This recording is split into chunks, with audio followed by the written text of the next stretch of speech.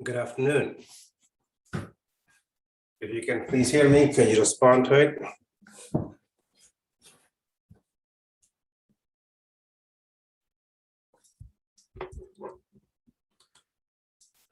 Thank you, sir. Appreciate it. Well, Vladimir, you're gonna be also a co-host today. Thank you, sir. Good afternoon to you. You can unmute yourself, Vladimir, if you like. Good afternoon, everyone. Thank you, Uncle. Well, we are going to have some, I hope not, but we will see. Our stuff got mixed up because of 911. So we have to cancel everything before, I have to redo it because it's a very sensitive number called 911 today. So regardless, hopefully, we're gonna continue the meeting regardless. But in case what is required, I think that's required. And we shall see how does it go.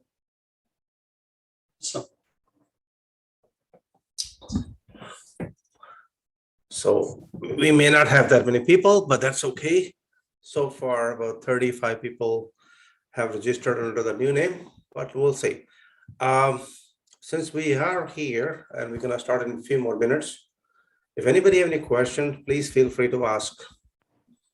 Anybody have any questions? Just unmute yourself if you can, or you can ask a question in the chat. We'll be happy to answer it for you. Let me see if I am there. Perfect. I think I can see myself now.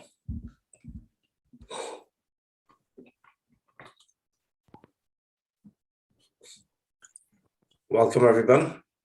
Anybody have any questions?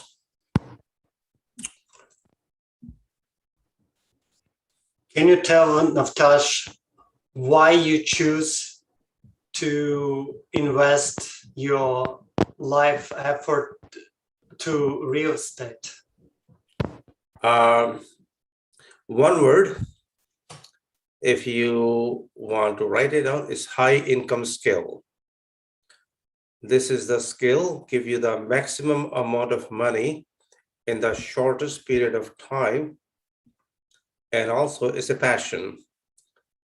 So my background is engineering, and whether we like it or not, most of us, when we went to our school, college, or degrees, we decided to pick up the profession, sometimes based upon peer pressure, family, and we didn't know any better. When you go into the profession, then you realize that I don't know if I want to do this for the rest of my life. My background is engineering.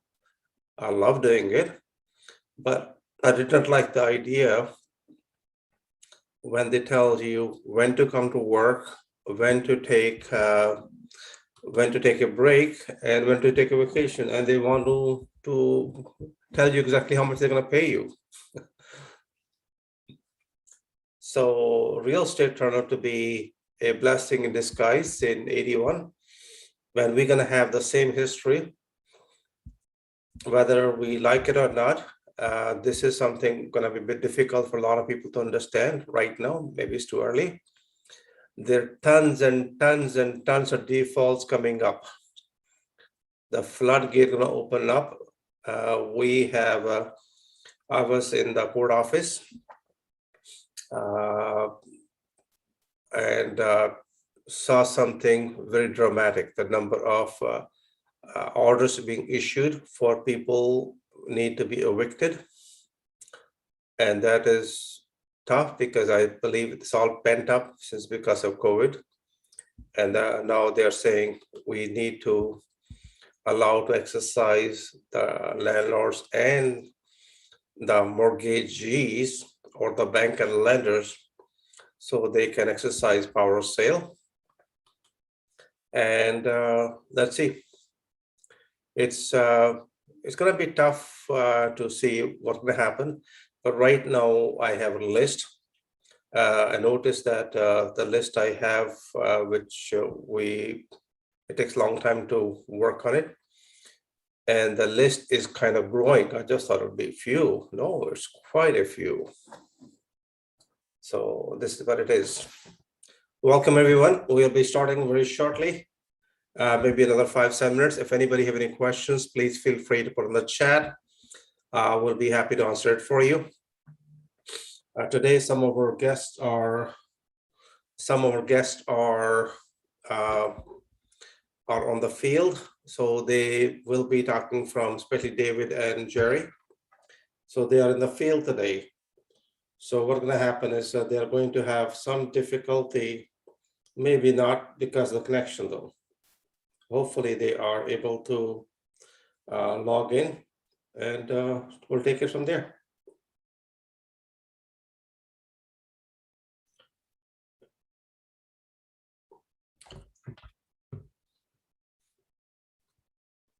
Does anybody have any question about anything about real estate, or they want to share something? Please feel free to put in the chat. David, are you here already, sir?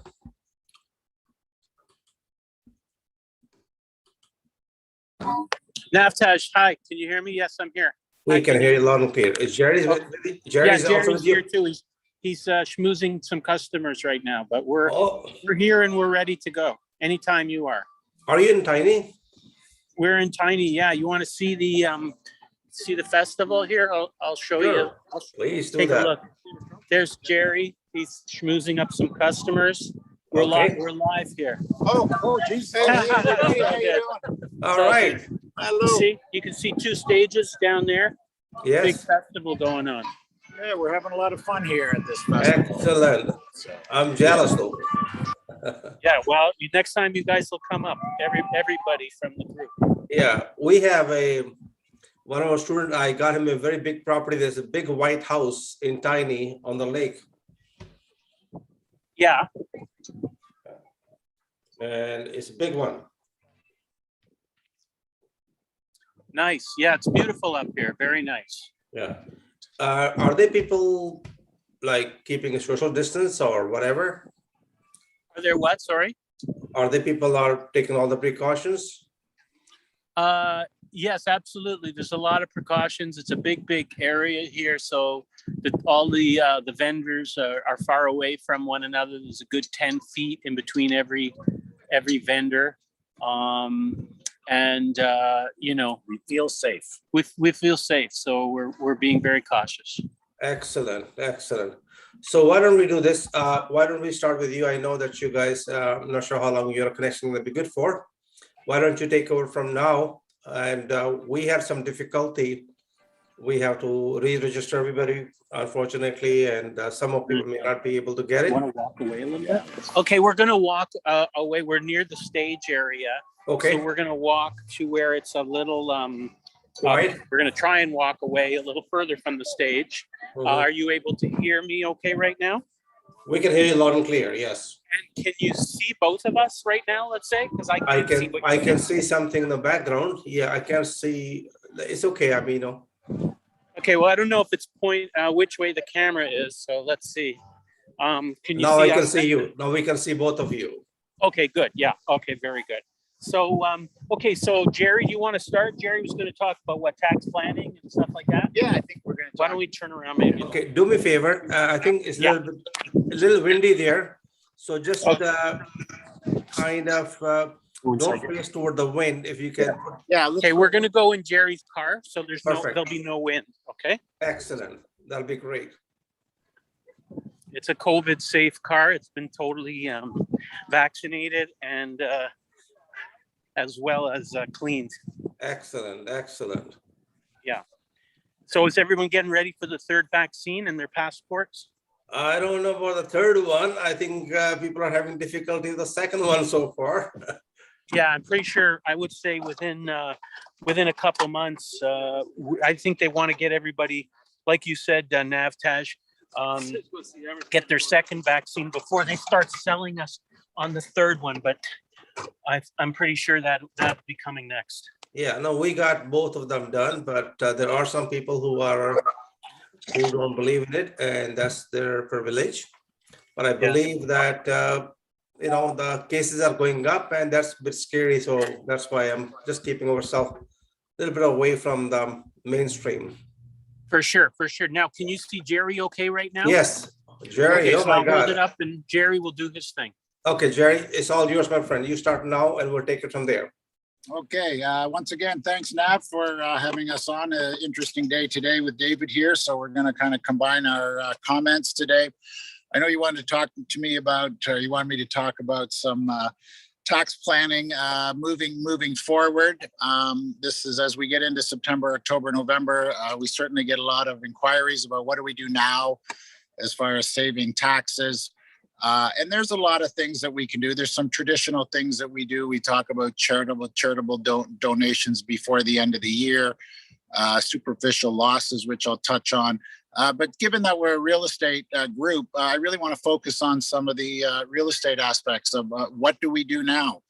And for example, I spoke to somebody, I had a client the other day, and they're talking to me about a big capital gain they have in this year. Oh, is that working? Yeah, no, it's fine. Yeah.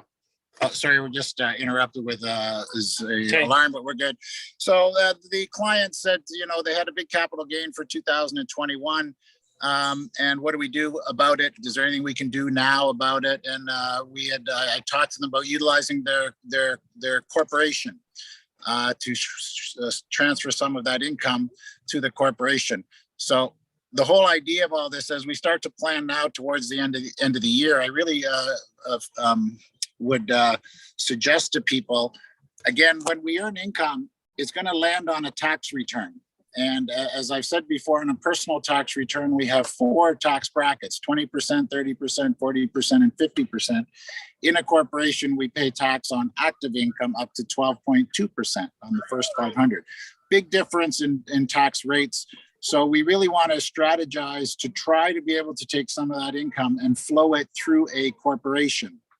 And that's what I'm talking to on that client. That's a lot of strategizing that we can do for the end of the year. And I encourage everybody else, all the real estate investors, look at what you're doing. Look at your portfolio. Are you generating capital gains out of those real estate? Are you fixing and flipping? Is that business income? Those are things that we have to look at. If you're just owning rental properties, that's creating rental income, and that's passive income. So we want to somehow divert that income into a corporation at the 12.2% rate. And another interesting topic, which really kind of segues into David's chat, is a lot of clients now, I talk to them and they're like, well, I want to apply for a mortgage next year. So do we need to keep our income really high? Because again, we can manipulate that income. If it goes through a corporation, we can manipulate the income, whether it ends up on the personal tax return or the corporate tax return. And, you know, a lot of the traditional lenders want to see the income on the personal tax return. And that's not really as important as many people think. I always encourage, and I know David supports that too, if we can flow the income through the corporation, build up your retained earnings in the corporation. And by doing so, when the income flows through the corporation, we can have some control over how much of that income is going to leave the corp and end up on the personal tax return. So when people say, oh, I need to take a whole bunch of income out of my corp to put it on my personal tax return to qualify for a mortgage, I'm kind of saying, well, you don't really have to do that. We can leave it in the corp, build up your retained earnings, and we can qualify through a mortgage through a different route, which again, my good friend David, I'll talk about in a second. But those are things that we plan for as we move towards the end of the year. A client I talked to a week ago, they had a big capital gain coming and they had some stocks. They had a stock portfolio and some of that stock had lost a lot of money. So I said, oh, well, we're going to have a capital gain on the sale of your property. Why don't we take some of those stocks and sell them and create a capital loss? Capital loss will offset the capital gain.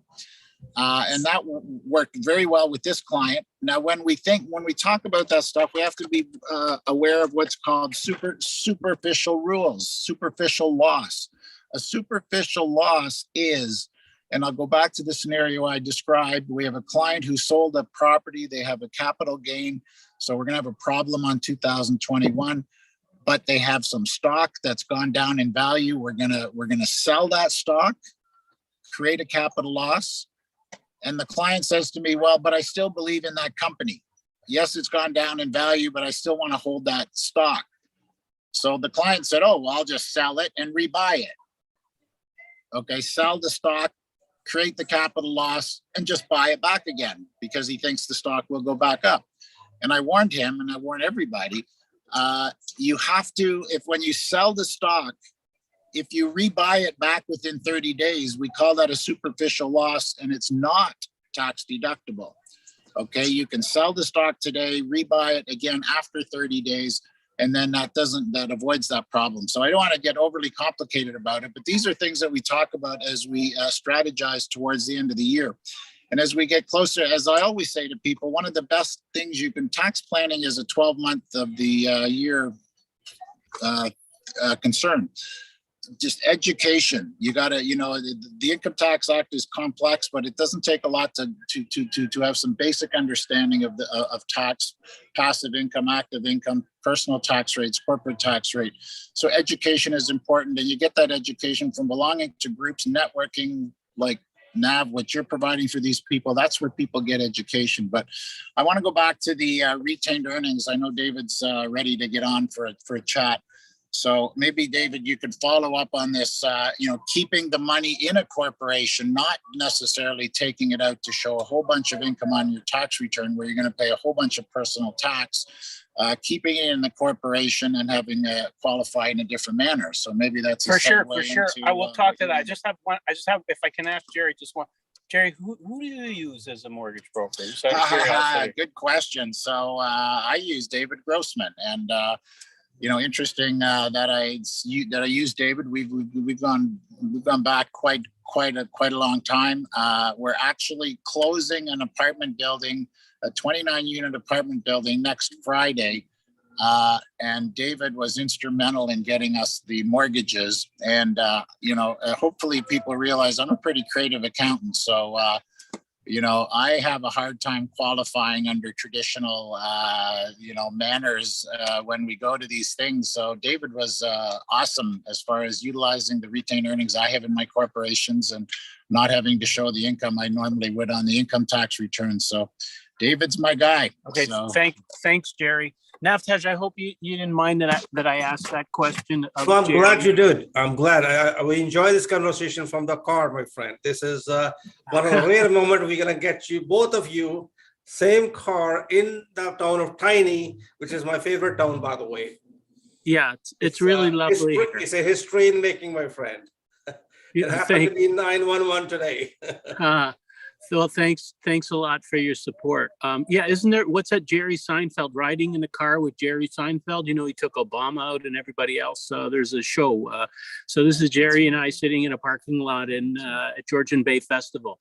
So you can hear me and see me okay right now? Yeah, excellent. Much better than when you're in the office. Okay, perfect. Well, maybe we should get you all the time in the car. That's it. Yeah, from now on, we're going to do it from the car. Okay, awesome. So, thanks again, Navtej, for the opportunity. Always appreciate it to talk to people in your awesome network. And thanks, Jerry, for the compliment and your support as well. There's a couple things that I wanted to touch on today. One of them, Navtej, you asked if I would talk about terms, mortgage terms. Are terms important? What to look out for? And since I'm here with Jerry, I thought it might also be good to just talk a little bit about how your mortgage broker and your accountant could work together. So a lot of times people come to me and they say, I'm just ready to do my taxes now. So how much income should I be reporting in order to get a good mortgage? And my answer is simply, don't worry about qualifying for a mortgage when you do your taxes. Worrying about your tax planning, and usually one of the key things is tax minimization.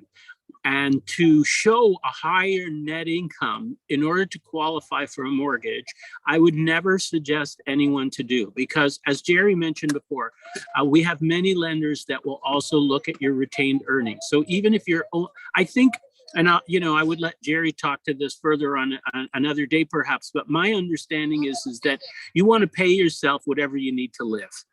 And the rest of the money, if you can keep it in the corporation, and invest it properly or do the right things, you're going to be able to minimize your income. So don't report more income in order to get a mortgage. I've seen people do that, and it doesn't always work out. And then sometimes they're left holding the bag, paying CRA a lot more in personal tax. And for what?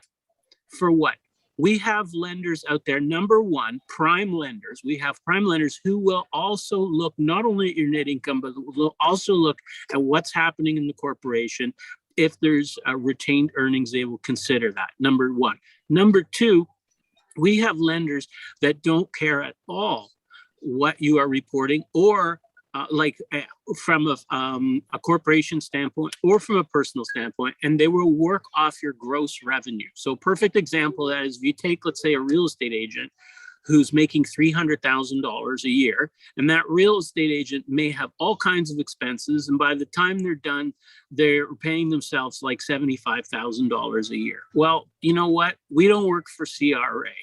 Okay, and my job is not to determine whether those $225,000 of expenses are legitimate or not legitimate. It's to determine on behalf of the lenders that we work with whether or not you can service the debt. And it's reasonable that if you make $300,000 a year commission as a real estate agent, you have good credit, you have some down payment, then you can support $1 million mortgage or $1.5 million mortgage. And we don't care that you're only reporting $75,000 a year in net income. So that's where some self-employed people, I use real estate agents as an example, but with many of the lenders that we work with in the alternative lending side, we will work off the gross, and we will do what is reasonable. Now, sometimes you will pay a little bit higher rate with our alternative lenders, but if it helps you to get the money that you need, and you can minimize your taxes, you are likely saving a lot more in your taxes than you are by paying an extra percentage point, for example, on a mortgage. So that's one thing. Now, with respect to terms, Navtaj, you suggested I could talk a little bit about mortgage terms.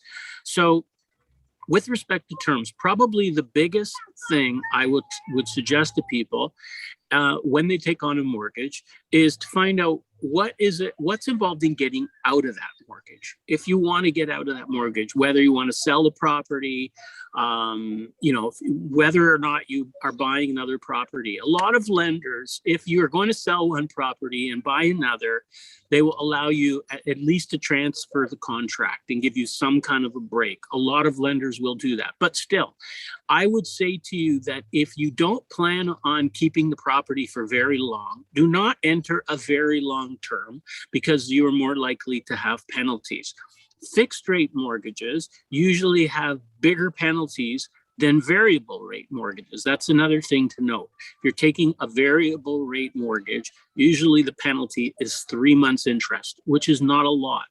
Some people, if they take, let's say, a 5-year fixed rate mortgage, and then they want to break that mortgage in 1 or 2 years, it can be very expensive if you're not transferring the mortgage to another property. So think about how long you're going to be in the property and when you're going to want to get out of that mortgage and what are the penalties. Find out, even if it's a private mortgage and maybe you're doing a flip, you want to know, is it open or is it closed? Because if it's open, you can do what you need to do, sell it, and not have to pay exorbitant penalties to get out of the mortgage. So that's probably the number one thing, is to consider the exit, I would say.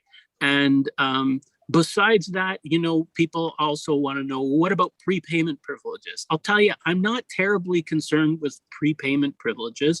And the reason is that if you're in it for a short run, you're going to take a short-term mortgage, which is hopefully something you can renew. So if you're in it for a 1 or 2 year term, at the end of that year, you can, if the mortgage is maturing, if it's a 1 year term, you can pay it down at that point in time. You can pay it down without penalty. Okay. And the other thing is that let's say you're in a longer term mortgage at 2% or 1.5% rate, something really low. I wouldn't worry that much about paying the mortgage down because the money's so cheap. If you have money, extra money, you can always invest it.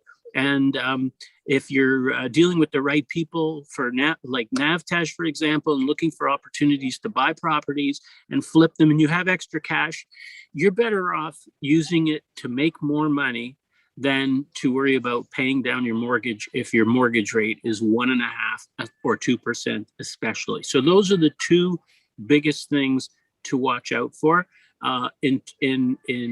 with regard to the terms. Okay, is the length of the contract, how you can get the exit, and prepayment. Those are the two biggest ones. Do you have any questions, Navtash, for either Yes, I do. myself or Jerry? Yes, go ahead. Yes, I do.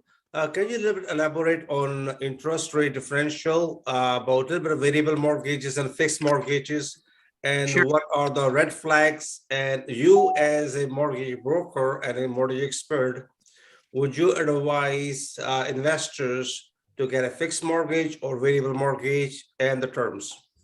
Okay, so if you're flipping houses, I would say go with a shorter term, especially if you're going to want to get out, and something that's open. So it's not only the length of the term, but is that mortgage closed or open? And what are the penalties when you pay it off? Variable rate mortgages are generally much cheaper to get out of. So if you're a flipper, I would say go variable. And go short term if not. Even if it's a 5-year variable, that's okay, because it's still a low cost to get out. It's only 3 months interest to get out, even if it's a 5-year variable. But if it's a fixed rate mortgage, a 5-year fixed rate, it can be very expensive. So how do lenders calculate the penalty? Well, if it's a fixed rate mortgage, what they'll do is they'll say it's going to be either the interest rate differential or 3 months interest, whatever's greater. That interest rate differential, it's kind of hard from my experience to know from one lender to the next exactly how they're going to calculate that. Some will do it off the posted rate. And basically the idea is that if you borrow money at one rate, and then let's say in 2 years from now, rates are a lot lower, and you go to break that mortgage, well, the interest rate differential is going to be greater because now the lender gets their money back. And if they go out and turn and lend it out to somebody else, they're lending it out at lower rates because the rates are then lower. So that's what they mean by interest differential. What's the difference of the rate that you're borrowing today versus when you pay it off? So that's part of that formula. The other part of the formula is how many months are remaining on the term.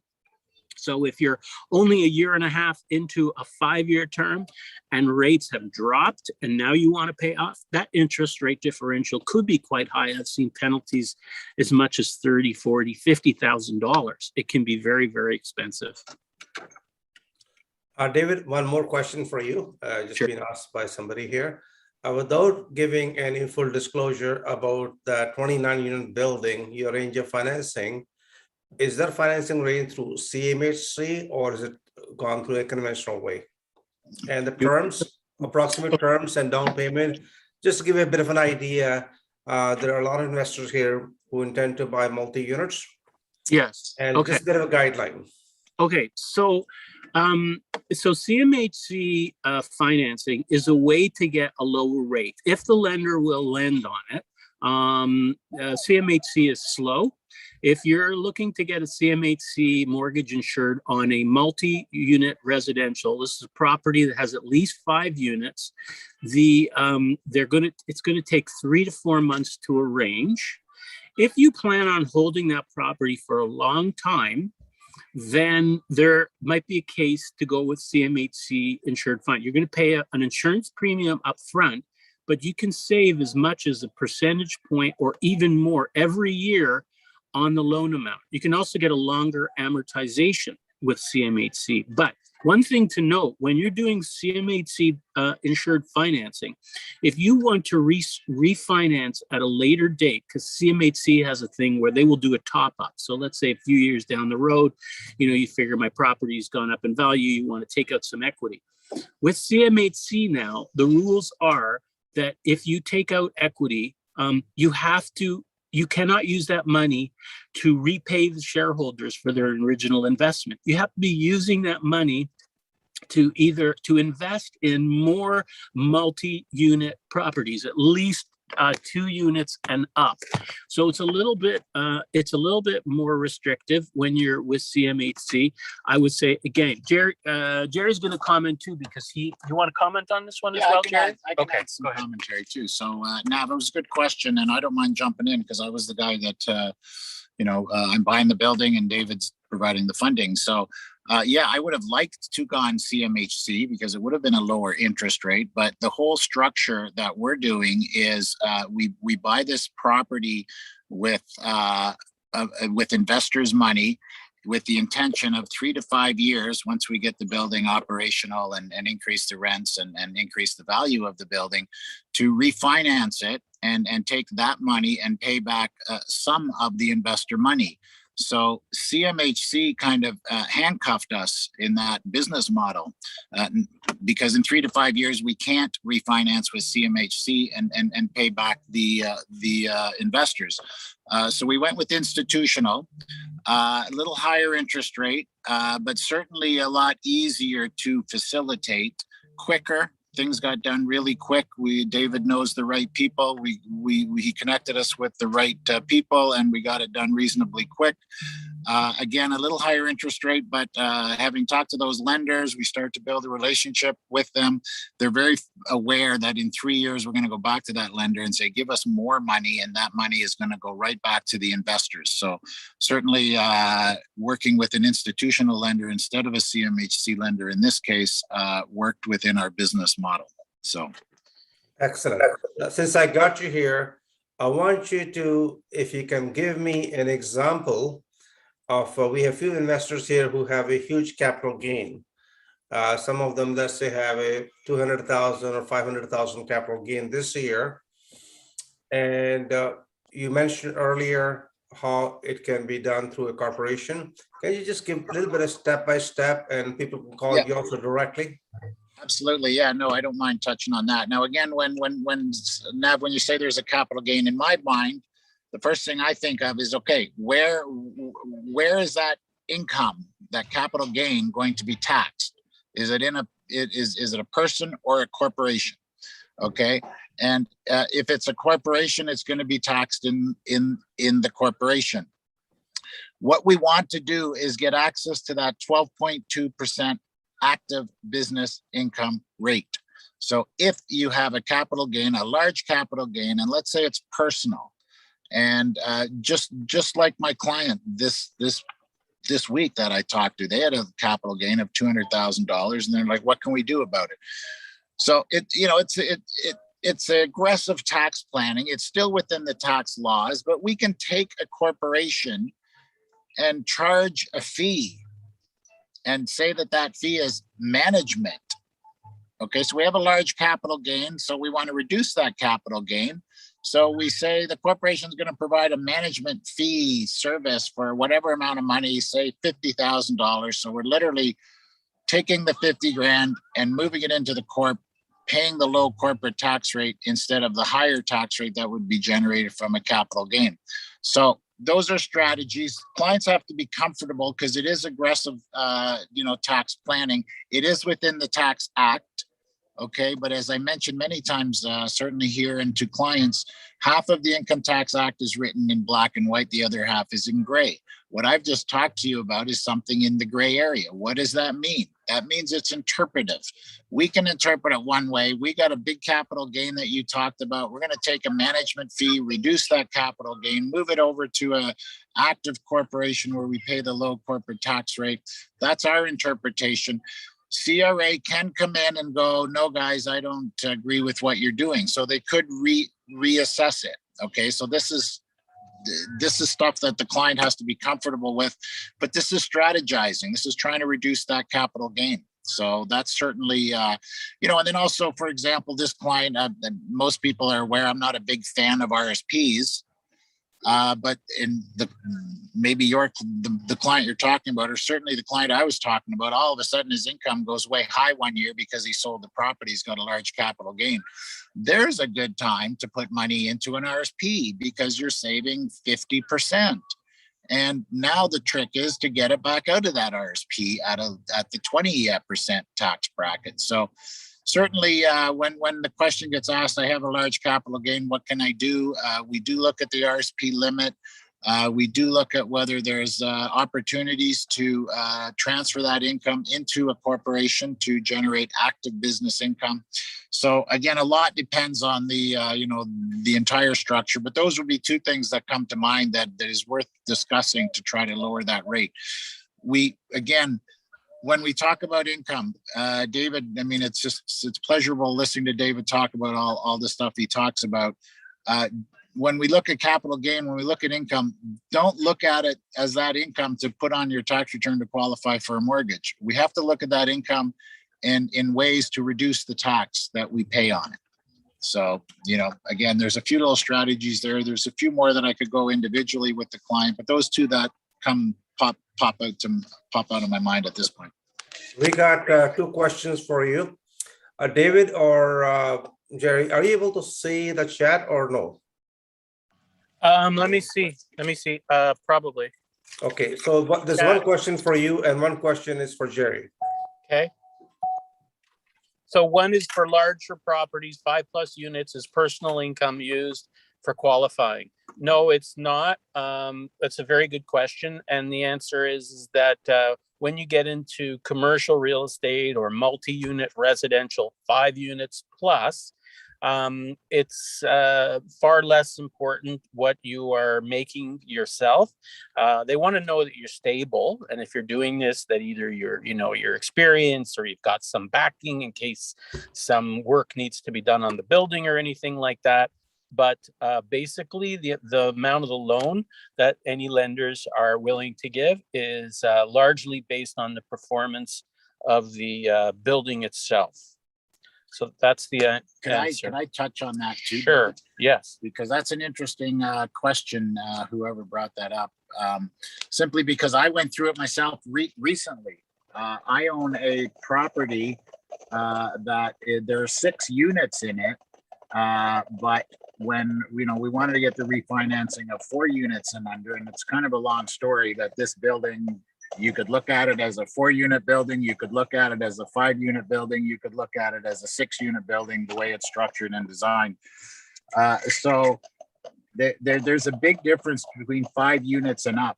And I'm glad that I don't know the particular circumstances with this client or this the person that's on our chat, but I'm glad to have a chat with them because there's a lot of stuff that happens whether you're a 4-unit or a 5-unit, and it really affects the interest rates. David again was helping me with this one, and we were driving each other crazy because the lender was, well, is it a 4-unit, is it a 5-unit? We were trying, obviously in those situations you try to work it to your advantage. So that was a fun experience, and there's a lot of stuff. Sorry, there's a question there. Yeah, there's a question for you here.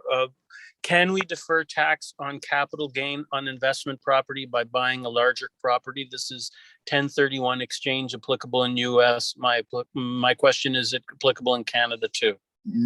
No, the answer is no. I wish it was, but the US does have some favorable tax treatments of deferring capital gains. Basically, if you generate a capital gain in the US, there's provisions that allow you to buy another property, which then defers the capital gain on the first property. We do not have that in Canada, not for buildings.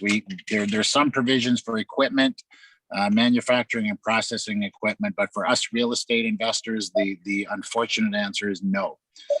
We cannot buy another property to defer that capital gain. Holding a mortgage, I just want to touch because I guess another area, if the property is sold already, it's too late. But if you're selling a property and there's a big concern of a capital gain, if you hold back a mortgage, you can defer the capital gain up to 5 years. And it's a little more complicated than that. But if you're selling a property and if you're in a vendor take back position, there are abilities to defer that capital gain. I'll just kind of leave that at that with it. My phone's going to die soon, Navtash. All right, one question right on Jerry. Is there a privilege available for those who are utilizing a commercial building for personal or business use and they want to buy a larger one? I believe there is an exception that there is no capital gain. Is that correct? Not that I'm aware of, unless there's qualifications on the type of business they do. So there are some instances where you do qualify for that deferral of capital gain, depending on the type of business it is, depending on the type of the building it is. But generally, the answer is no. But there are specific circumstances where sometimes there is the ability to defer. All right. Thank you once again. And let me know, how long is your battery, my friend? Well, my battery is at 14%, but it's got to last me till 7 p.m. So. Okay, all right. Then we'll let you go then. Thank you once again, Sherry. Thank you once again, David. I'll see you guys on October, I think 9th or so. Yeah. Okay, have a great Right. day. Take care. Likewise, enjoy being in the tiny, my friend. We are jealous. See you next time. All right, take care. Thank you. Bye-bye. Bye. So here we go, ladies and gentlemen. This is our two good friends, Jerry and David. They come every meeting to address different issues. Now we can get going with our meeting. We also have somebody very special. Let's continue with that. Then we're gonna get into our business of real estate. So I'd like to ask one of our privilege. I think it's a privilege to have this gentleman on the meeting. And this is a gentleman, I'm so proud of him that I know him personally from a very long time. I have utmost respect. Rory Sheehan, one of the best-selling author, 5 times the winner of Reader's Choice, Trainer of the Year, and he is going to be enlightening us today. Every time he comes in, please make a lot of notes. It's one of those rare moments we get to see Rory in person. Rory, it's all yours, my friend. Thanks, Can you Nav. hear us? Thank you. Perfect, thank you. Can I please share my screen? Oh, Yes, there we go ahead, please. You can. My sincere apologies to everybody because we have to register everything one more time today because there was a very sensitive issue called 911, and today happened to be 911. And they wanted us to re-register everybody. So I'm sorry, but and my sincere apologies for the inconvenience. We have a lot of people who are unable to log in, but I guess we shall see how we're gonna do in the future. Rory, it's all yours, my friend. Great, thanks, Nav. Well, nice to be back again. I hope everybody's enjoying their summer and getting ready for back to school in the fall. I just wanted to share a few ideas today around negotiating the final price. So one of the things we want to understand when we're dealing with somebody in this context is their emotional state. And the person we're dealing with is going to be at the very least afraid, but most likely terrified. They don't know what's going on. They don't know what they're going to do. They don't know where they're going to go. So we have to deal with that if we want to put a deal together. So what we're going to come from the perspective, and I'm going to show you some ideas around that, is you never try to change somebody's mind. Our objective is to change their emotional state, and their mind will change naturally. So if we tell somebody that this is the best deal for them, if they're scared, even if it is the best deal, they're not going to make a decision. So what we want to do is we want to change their emotional state so that they can make the decision that we want them to make. So our objective really is to guide them and their emotions in the direction of closing the deal. So we're not going to get into conflict. We're not going to get into arguments. We're not going to be aggressive. All we're going to do is guide them, and we're going to take small steps so that they feel safe. So let me give you an example. And it may be different with the different people you work with, but just kind of in a general sense. What you want to do is you want to get them curious initially. And then you want them to believe in you as a leader and as a professional, help them feel safe, and then allow them to feel confident in the decision. So if somebody's sitting in front of you and they're really scared for themselves and their family, they're not going to make a decision. And they're certainly not going to make the decision that you want them to make. So what we need to do is we need to get them curious. So the easiest way to do that, and this is something you can practice with your kids at home, just get a little bit more comfortable with asking questions. So if I say to you, I've got some pretty interesting ideas that I want to share with you, is this a good time? Well, you're curious about the ideas that I'm going to share with you. So I can get you curious enough that you're going to listen. If I don't do that, then I'm going to be talking and your mind might be someplace else. So I've got to make sure that you're with me so that you're paying attention. Now, if somebody's really upset, we have to get them out of that. And one of the ways to get them to neutral is to just ask an unrelated question. So if I ask you, for example, what time is it? So doesn't matter if you just pretend you and I are having a conversation, and I ask you, what time is it right now? Do you know? Well, what happens is when I ask you that question, you're going to glance down on your computer at the clock, or you're going to look at your watch, you're going to look at your phone. And while you're thinking about what time it is, you're not thinking about whatever it is that made you upset.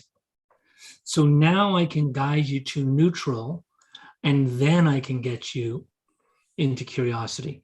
So what we want to do is we want to start thinking about how we're going to start asking questions in order to manage their emotional state. We also want to make sure that we're perceived as the leader. So we have to act professional. We want to make sure that our body language and our words are consistent with being professional. And that means talking less. So a lot of times, if you've ever noticed when somebody's nervous, they tend to talk too much. So what we want to do is we want to talk less. If you've ever seen, like in the movies or something, a tough guy, the guy that has the confidence and people will back down from a fight, they generally don't talk too much. They sit up straight, they have their chin up, they talk in a low tone, and they don't talk a lot. So we want to start getting in the habit of moving a little slower, managing our emotions, managing our movements, and talking less so that we can be perceived as the leader, because realistically, we want them to follow us. So what we want them to do is recognize us as a leader so that they're going to do what we ask them to do, which is close this deal. So let's just look at some general strategies. Before we can get to the stage where we're going to close a deal, we have to do our research. We have to know exactly what's going on.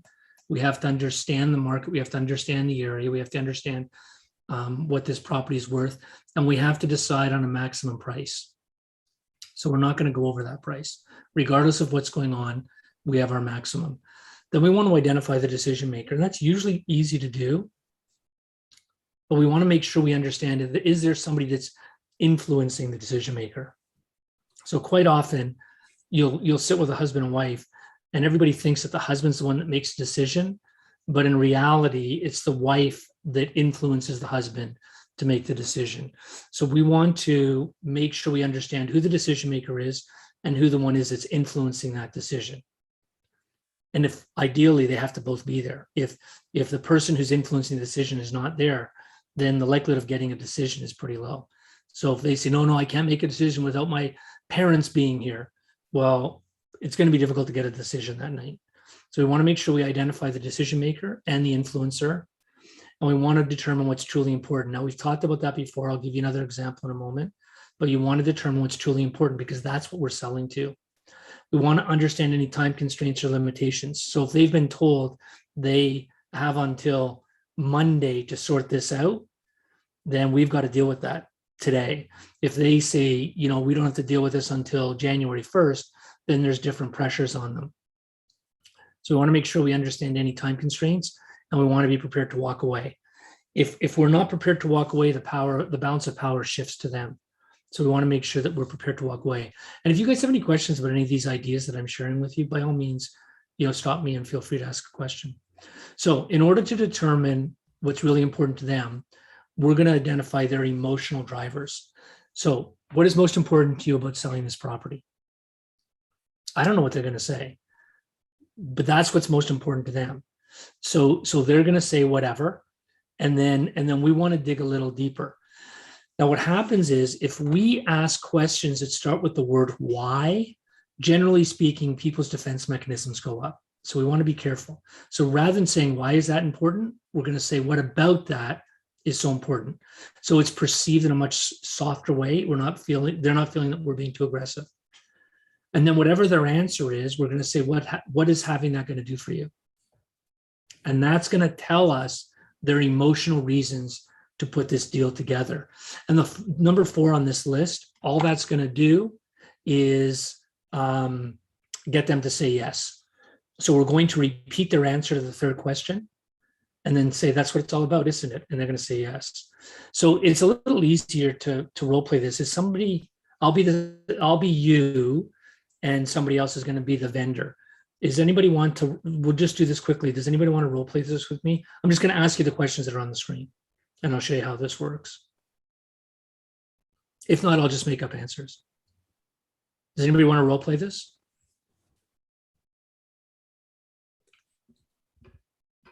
Kevin, Okay, well, Kevin Sorry? Cassidy. Kevin Cassidy wants to role play it. Kevin, are you there? He- Okay, here he is. Okay. Kevin, are you okay role playing? Sure.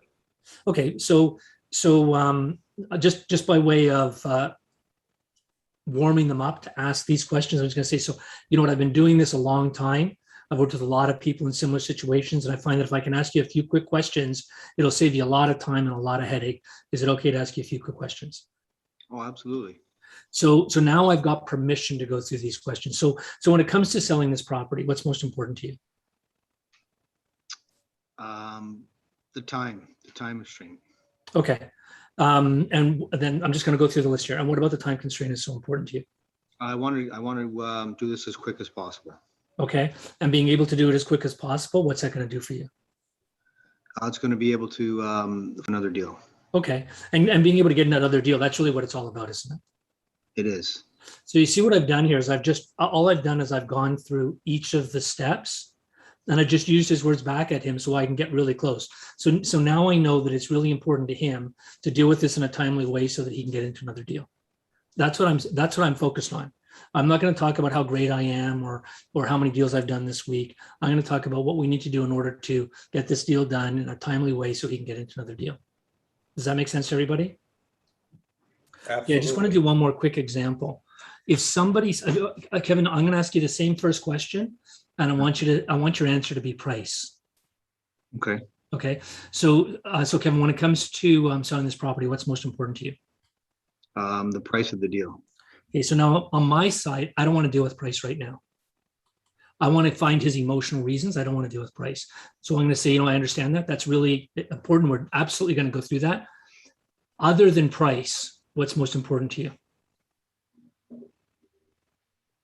And then we could go back to just the timing, right? Or whatever, you know what I mean? Like he's going to say, well, making sure my kids are safe, making sure that we don't go bankrupt, he's going to tell me, because I've taken his focus away from price. I'm going to deal with price later, but I don't want to deal with it now because I haven't taken all my other steps. Make sense? Sure. So what's the intention of drawing me away from my most important driver, I guess? So if your most important driver is price, I don't want to talk about price at this moment. I want to get inside and find out what's really behind that, so that you're going to say, well, what's most important? Price. And I'm going to say, well, other than price, what's most important? You're going to, if we go through the others, you're going to see that you want to buy another property. So that's why price is important. So I want to focus on the other property rather than price. Okay. Okay. Because otherwise we're going to get into one of these with price. So we're going to go through these 4 questions each time in order to identify somebody's true motivation. And I just wanted to do that example with price to show you don't have to deal with price. Just say, other than price, what's most important to you? We'll deal with price later. So other than price, if they say something you don't want to talk about, just say other than whatever that is. If they say, well, I want to know about your commission. Well, other than commission, what's most important to you? So I'm going to guide them in the direction of really getting inside their emotional reasons to put this deal together. Does that make sense to everybody? Kevin, did you have any questions about that? No, I think that's you summed it up pretty good, Rory. Okay, thanks. Thanks for playing. No, thank you. Okay, so then what we want to do is, if you've noticed, I use their words back to them. So we want to be very mindful of their power words. And power words are words that they use for emphasis. So there's 2 possibilities. They're going to use words to emphasize something that's important and positive, or something that's negative. So if they use a positive power word, we want to make note of that, because when we want to emphasize something to them in a way that makes sense to them in a positive way, we're going to use those words. So if they say, for example, being able to get into this new property would be amazing, we want to remember the word amazing, because later on when we talk about something that's important to them, we don't want to use the word fantastic or great. We want to use the word amazing, because they've told us that that is a positive power word. So we've got to listen very carefully to the positive power words. And likewise, we want to listen very carefully to the negative power words. So if they say terrifying, then when we talk about not making a decision, the consequences are terrifying. We're not going to say scary or uncomfortable. We're going to use the exact words that they use. And we want to get in the habit of parroting their words, not paraphrasing. I know, and I've touched on this with you guys before, a lot of people talk about the importance of paraphrasing, and they say, well, if you paraphrase, you demonstrate that you're paying attention. When you paraphrase, you're using your words, not theirs. When you parrot, you're inside their head, because you're using the words that are in line with how they're thinking. So we want to get in the habit of parroting, not paraphrasing. So we can do this with our kids or at home or with friends. When somebody says, there's a football game on this weekend, it's going to be amazing. Remember that word, because when something's really important and positive, they're going to say amazing. And if I watch that game, I'm terrified what my wife is going to say. We want to remember that word, because that's how they emphasize. So when we want to talk to them about going golfing, we're going to say it's going to be an amazing day. And we're going to emphasize the word amazing, because they've told us that that's the positive power word for them. Making sense? Again, if you have questions, just stop me. We'll take time to answer any questions. We can change the meaning of something simply by changing the verb tense. If somebody says that they're scared of something, we can put that in the past tense and say, yeah, it used to be scary, didn't it? Now we've got a solution, and we're changing the tense. If you say something and it makes them feel uncomfortable, we want to change the tense so that it becomes past tense. We're pushing whatever was just said into the past. This next idea, I can't remember where I read this first. I read it a long, long time ago, and they call it the feel, felt, found technique. So some of you may have heard it. So all you're going to do is you're going to acknowledge how they feel. Remember, our objective is to manage their emotions. So I understand how you feel. I've worked with lots of people in similar situations, and what they felt is, and then you're going to tell something from a third party perspective, and you're going to explain how that person believed that your solution was the best possible solution. So if somebody says, I'm really afraid about doing this deal because whatever, you say, I understand how you feel. I've worked with lots of people in similar situations. And what they felt was that by putting the deal together in this way, it allowed them to feel safe and comfortable. And then the question is not about you and me. The question is, do you understand how that allowed them to feel that way? And if they say no, then you're not dead in the water. You can say, well, let me make sure I help you understand how they were able to feel positive about this. And then you can go through your explanation. So now it's coming from a third party perspective. If we want to get agreement, if we want them to say yes, all we're going to do is we're going to make a statement, and we're going to finish it with, isn't it, doesn't it, don't you? And we're guiding them to say yes. That makes sense, doesn't it? Watch what happens. Watch how many of you actually nod your head when I do this. That's pretty interesting, isn't it? See what I mean? So we can guide you to saying yes by making a statement and finishing it with, isn't it, doesn't it, wouldn't it, couldn't it, shouldn't it, anything like that. It's pretty cool, isn't it? It's funny, I can look down and I can see a bunch of heads nodding. So I'll take that as a good sign. Okay, so that's a way to get agreement. We don't want to overuse this. We want to use it in order to transition to the next stage so that we're guiding them to feel more comfortable. Now, this is one of the more powerful ideas. We can create meaning. This is actually a really good time to see this because we have a federal election going on right now. And you'll hear politicians do this on a regular basis. So you can see it in action. And why would they do it? When they spend millions and millions of dollars on communication skills and on marketing people and everybody else, they use these skills because they work. So they're going to say, he or she did this, which means, and they're going to tell you the meaning. They did this because, and they're going to tell you the meaning. So if you listen for words like which means, or that means, or because, you're going to listen to somebody saying something that's not necessarily correct, but they're putting the idea in your head by creating this meaning. So we can do this in the context of closing a deal, where we're saying, you know, like it seems to me you're starting to understand this, which means that we can put this deal together and help your family. You know, the fact that you understand this is fantastic because that means we can put this deal together and help your family. See what I'm doing?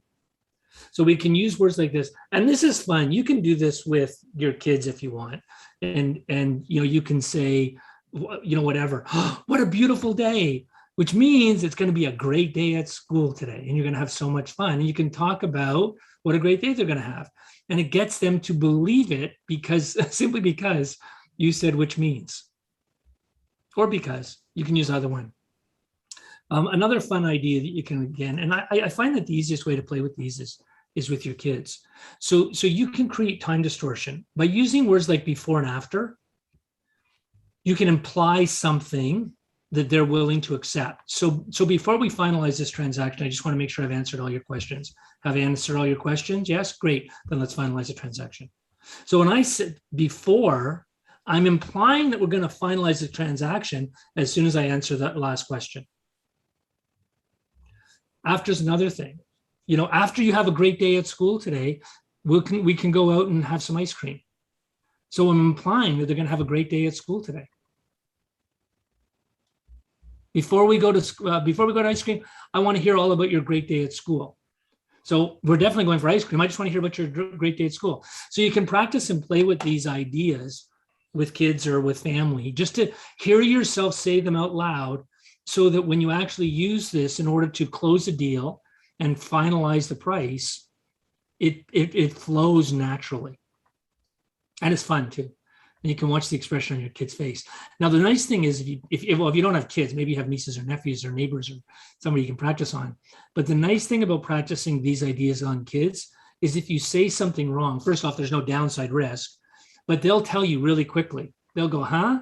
And as soon as the kid goes, huh, you know, you got to work on your wording a little. Whereas an adult they might just fluff it off or make you feel uncomfortable. But if you're doing it with a child, they'll go, huh? And then you got another chance to practice a little bit more. So if you've got any kids at home, they're great to practice on. Any comments or questions on anything I've talked about today? There are a few questions in the chat. Oh, sorry, I don't have the chat up. Okay, so. Okay, well, maybe when you finish the presentation. Okay, that was the last point that I wanted to touch on. If anybody's interested in hearing about more of these types of ideas, we do presentations on Zoom every Thursday evening from 7 to 9, and we talk about different topics each week. So one week it's generally about business, the following week it's generally about personal development. So this coming week, we're going to be talking about understanding yourself. So if you've ever been wondering why you make decisions or why you feel a certain way or why you behave a certain way, we're going to talk about that on Thursday night of this week, so you can get a better idea of why you behave or other people around you behave a certain way. Next week, I'm going to give you a formula for making money. It's a step-by-step system on how to make money in any industry. And everybody that I've shared that with said, that's amazing. It's fantastic. And for sure it will work. Very few people actually do it. So then we go to the following week where we're going to heal all that emotional garbage and all that baggage that you have inside without getting involved in any content or saying anything out loud, so that you can heal that and then start applying the skills. So let me give you an example. If you've been attending these seminars over the last little while and you haven't invested in any properties just yet, it's probably because of something that's going on inside your head. So we have to deal with that. You've got the skills, you've got the mentor, you've got the coach. You need to get over your own blocks in order to start profiting from these opportunities. And if you consistently talk yourself out of good opportunities, it's because of something going on in your head. So take the time on the 16th to learn about yourself and understand why you think that way. 23rd, we're going to talk about money formula.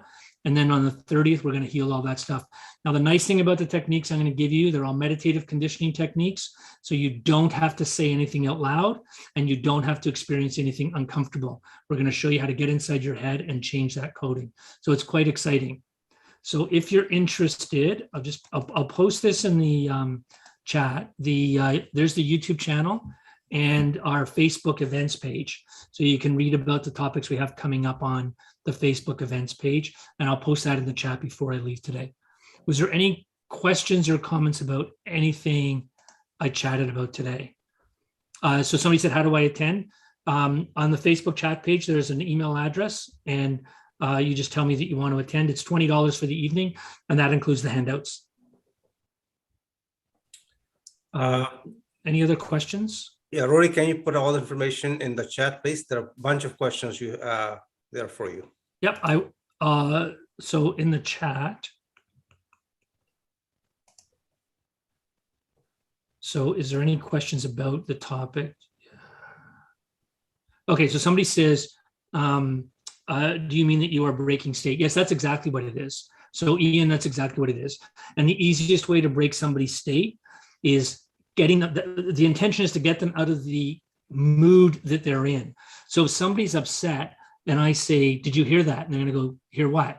Now they're thinking about a sound that's external and not thinking about what made them upset. So I've got about a second or two to ask them another question and guide their mind off in a different direction. So yes, it is about breaking state. The easiest one is, did you hear that?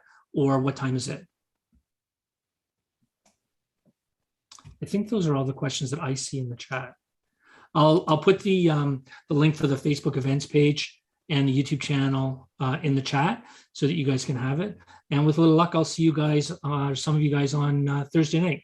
Thanks, Nav. Thanks for having me out again. All right. Thank you, Rory. You are awesome, my friend. Thank you once again for your time. I hope you find a lot of value. Rory is one of those guys. It's a rare trait, and we're blessed to have him, by the way. It's something, it doesn't happen that often, but when it happens, please make sure you take a full advantage of it.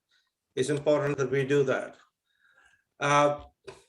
We're gonna get cracking from the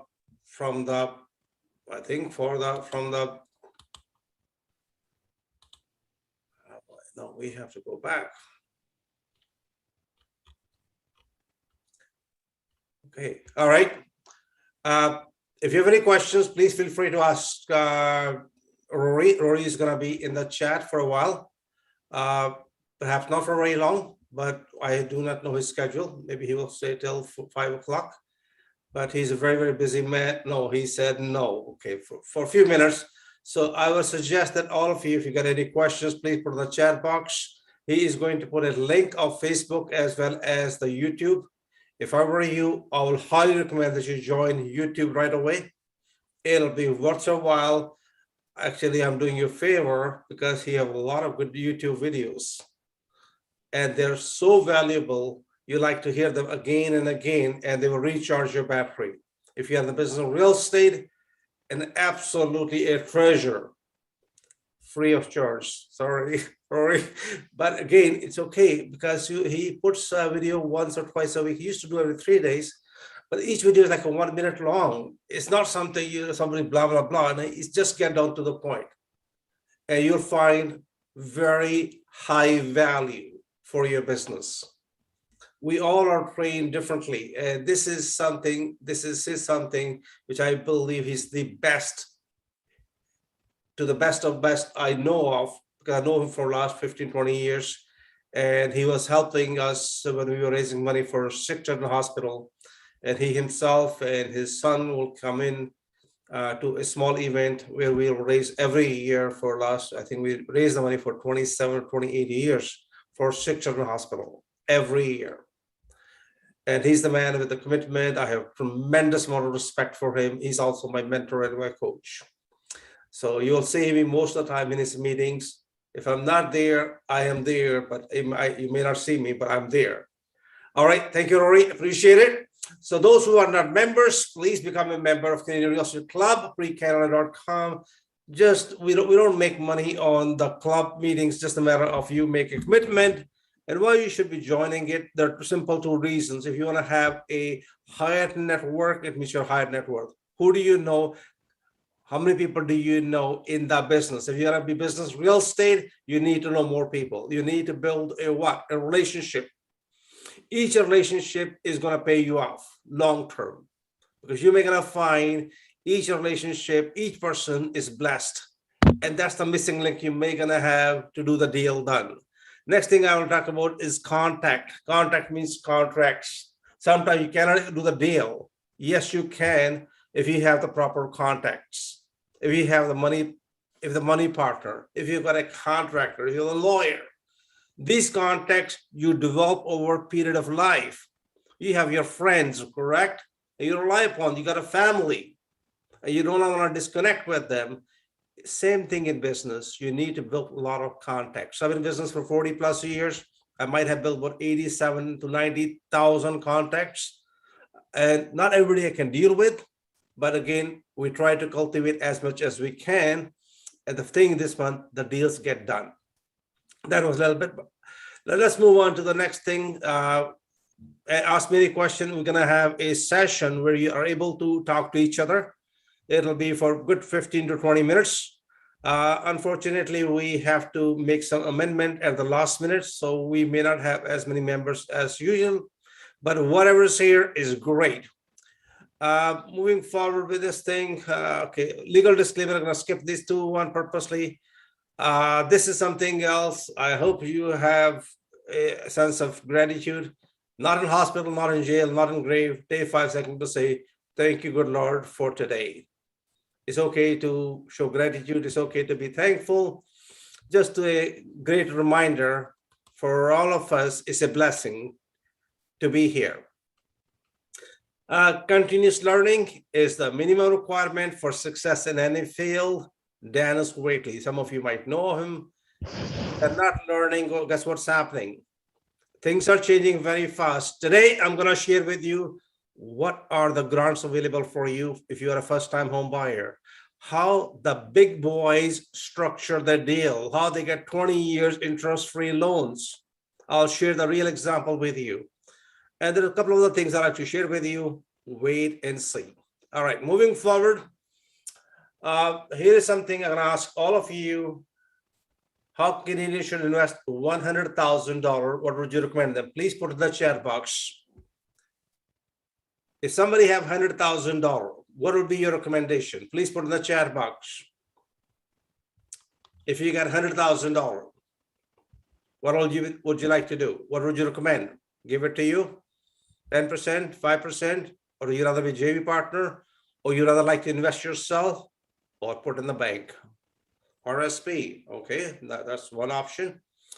RSP can be self-directed RSP, it can be reinvested into stocks, it can be invested into mortgages, excellent. Real estate joint ventures, absolutely. You can make a killing. You can make a killing in this market. Thank you, Kevin, thank you. Okay,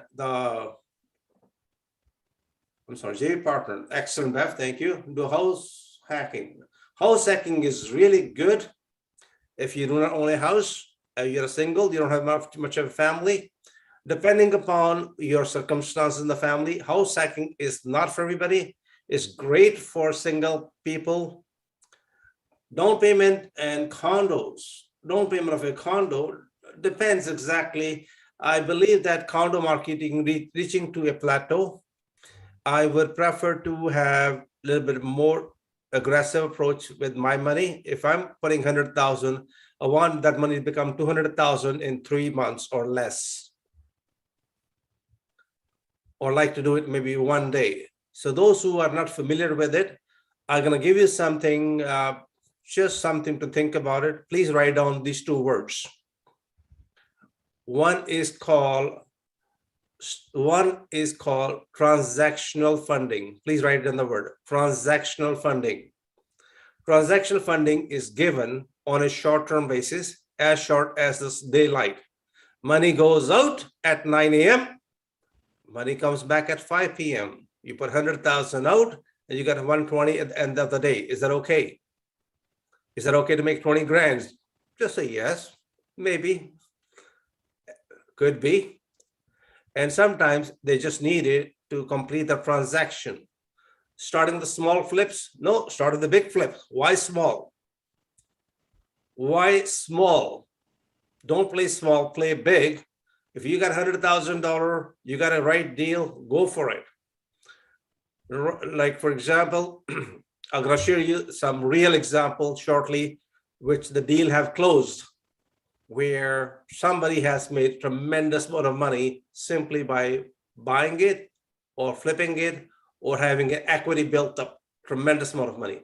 Anybody else, would you like to give any recommendation where one should invest the $100,000?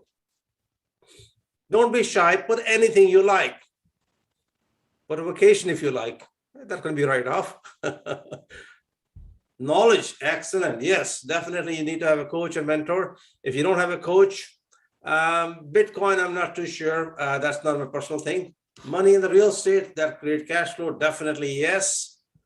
Money with me, maybe, you invest yourself, learn and invest yourself. You want to have the maximum benefit. One of the best things about money is like a seed. The more money you plant, the better result you get. But you need to understand, money is like a seed. It grows overnight. My example may be a bit silly and stupid, but I don't mind sharing with you. I call it a cockroach. Once you got one cockroach, overnight, they become 100 of them. So money is like a cockroach. You invest it, it grows tremendously. Having a good mentor or coach, absolutely. We're going to wrap up. One more suggestion from you, please. One or two suggestions. Please feel free to chat. Put anything you like. Even investing in yourself. As a tax write-off, by the way, money can be invested more than one way. Whether we like it or not, your CPP, Canada Pension Plan, is being invested overseas in the shopping centers. Even Government of Canada invests all their money.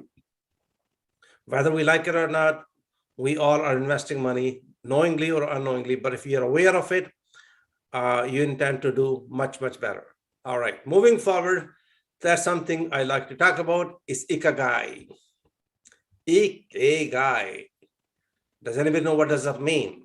Finding a joy, a fulfillment and balance in daily life. This is something which I love to share every time because it's something, what does Ikigai means to you? What you love, what you're really good at it, what the world needs it, and that makes you money.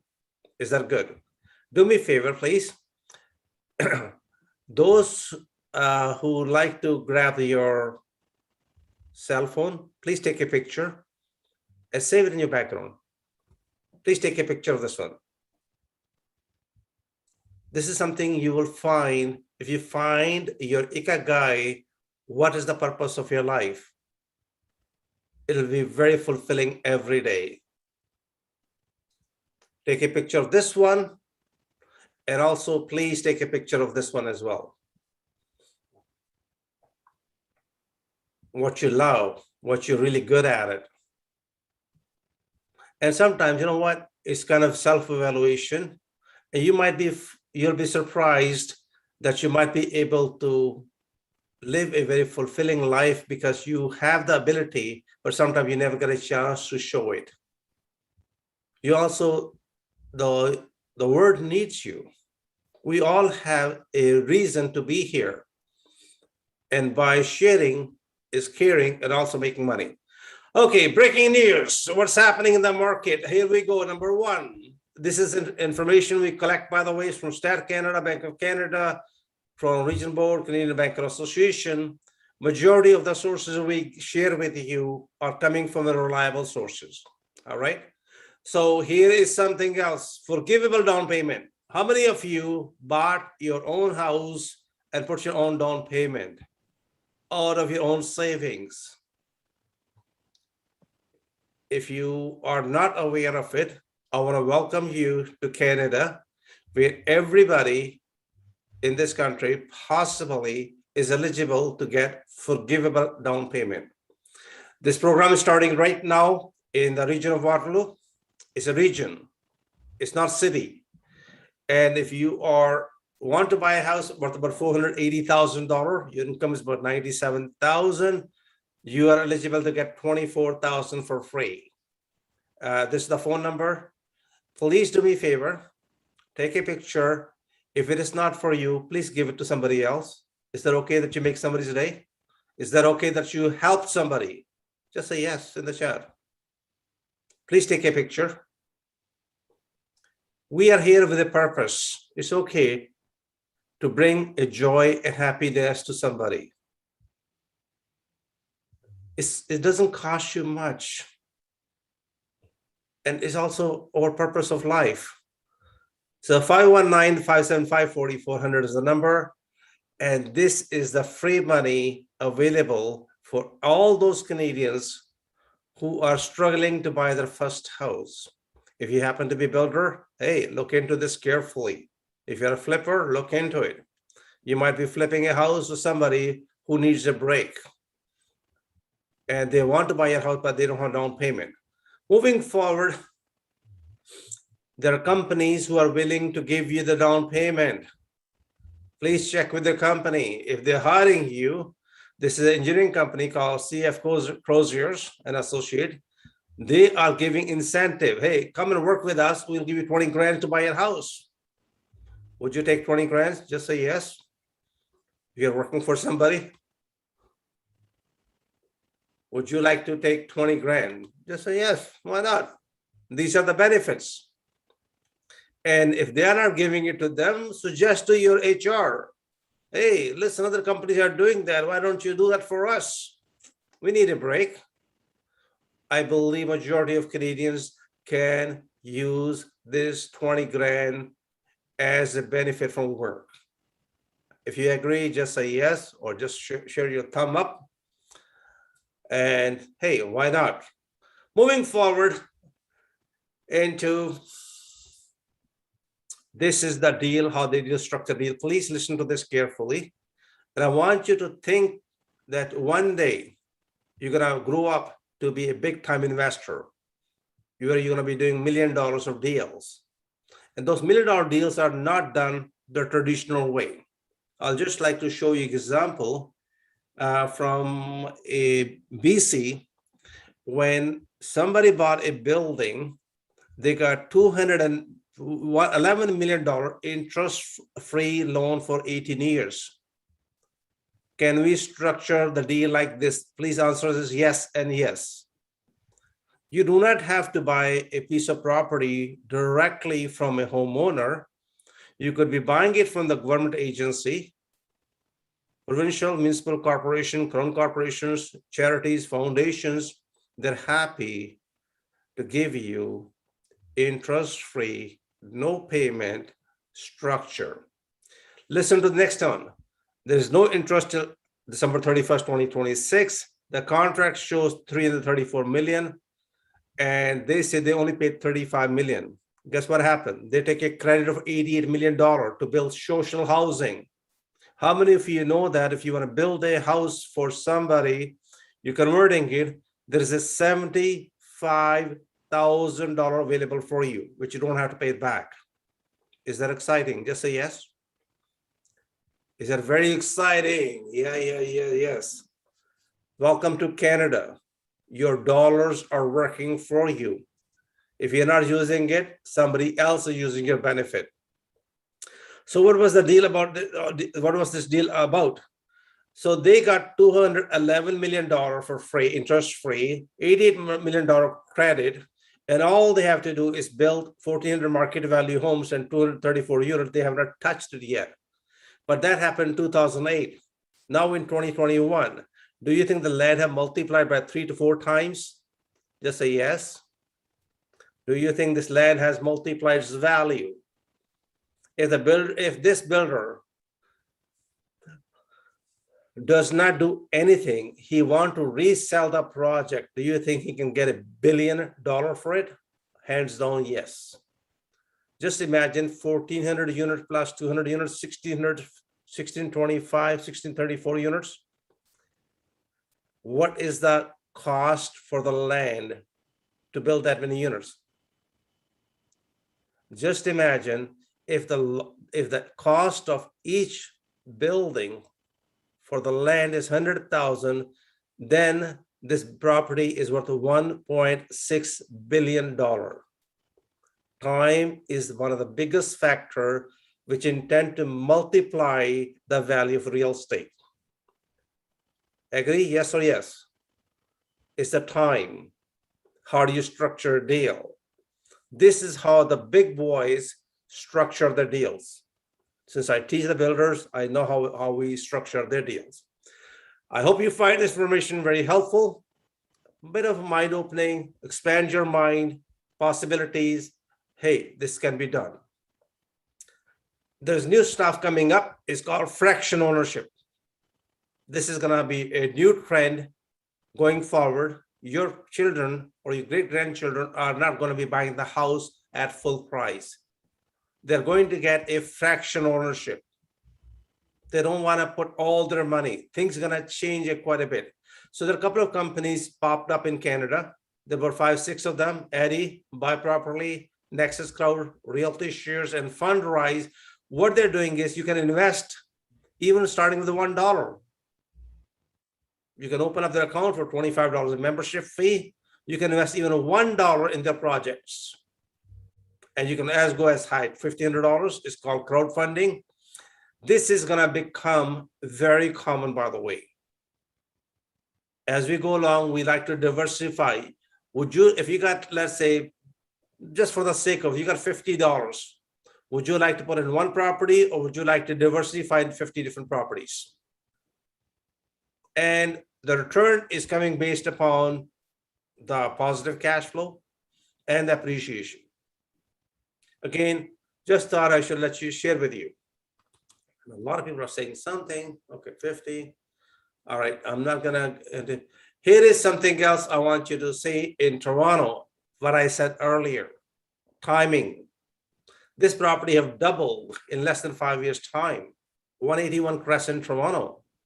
What it was sold for, 5.2 million. Now what it got sold for, 10.8. That's time.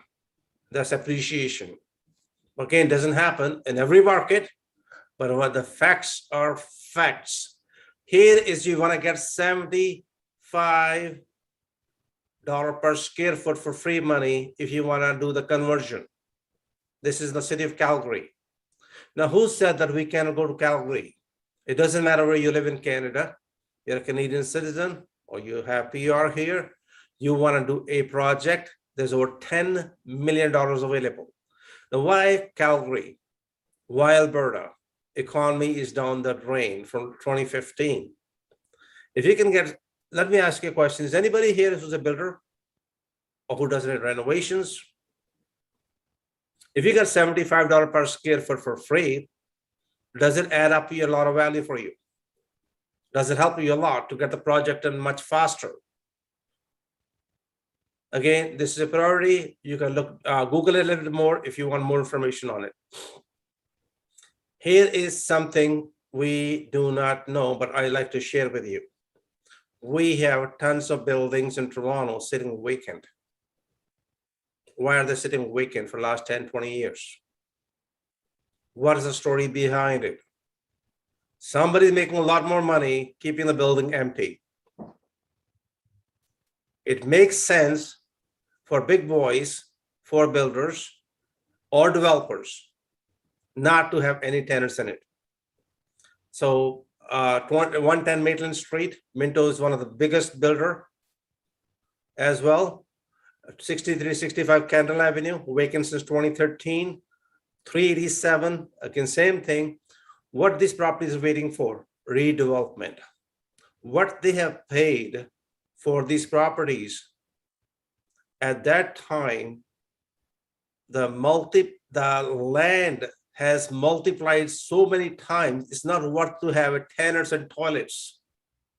So big boys are doing that and they will buy it and keep it empty. until city gonna say, okay, you know what? Why don't you build something? And now they have two options. Please listen to these options very carefully.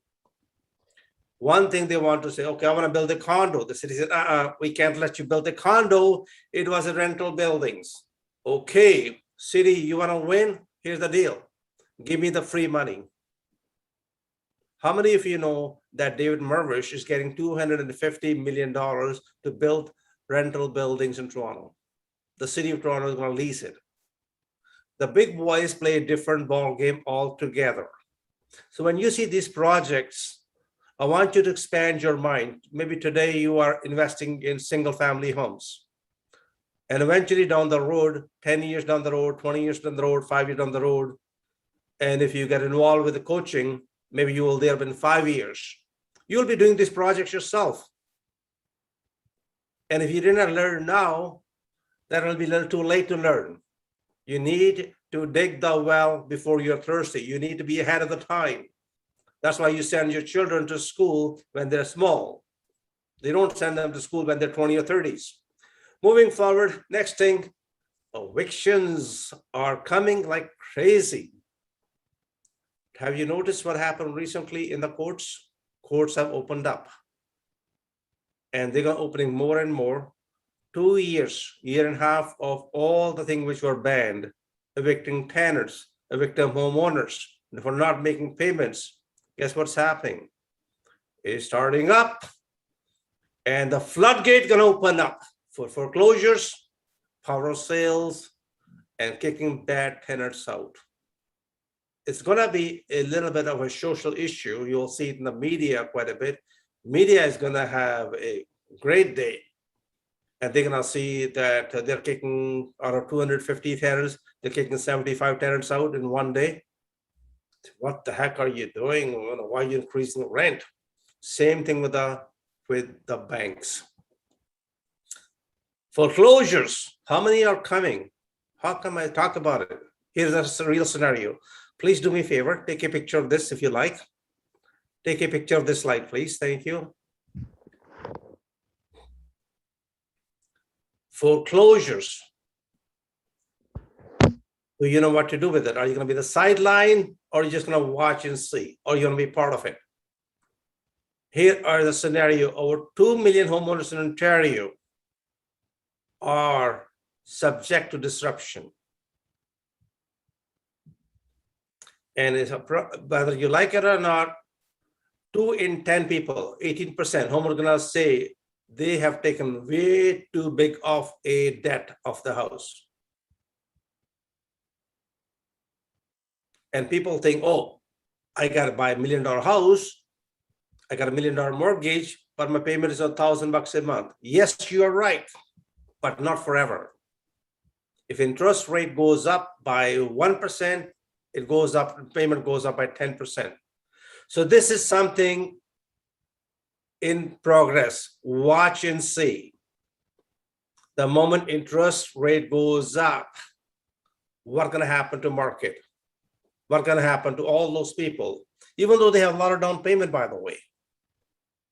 Right now, inventory is very tight, but this is up in the process.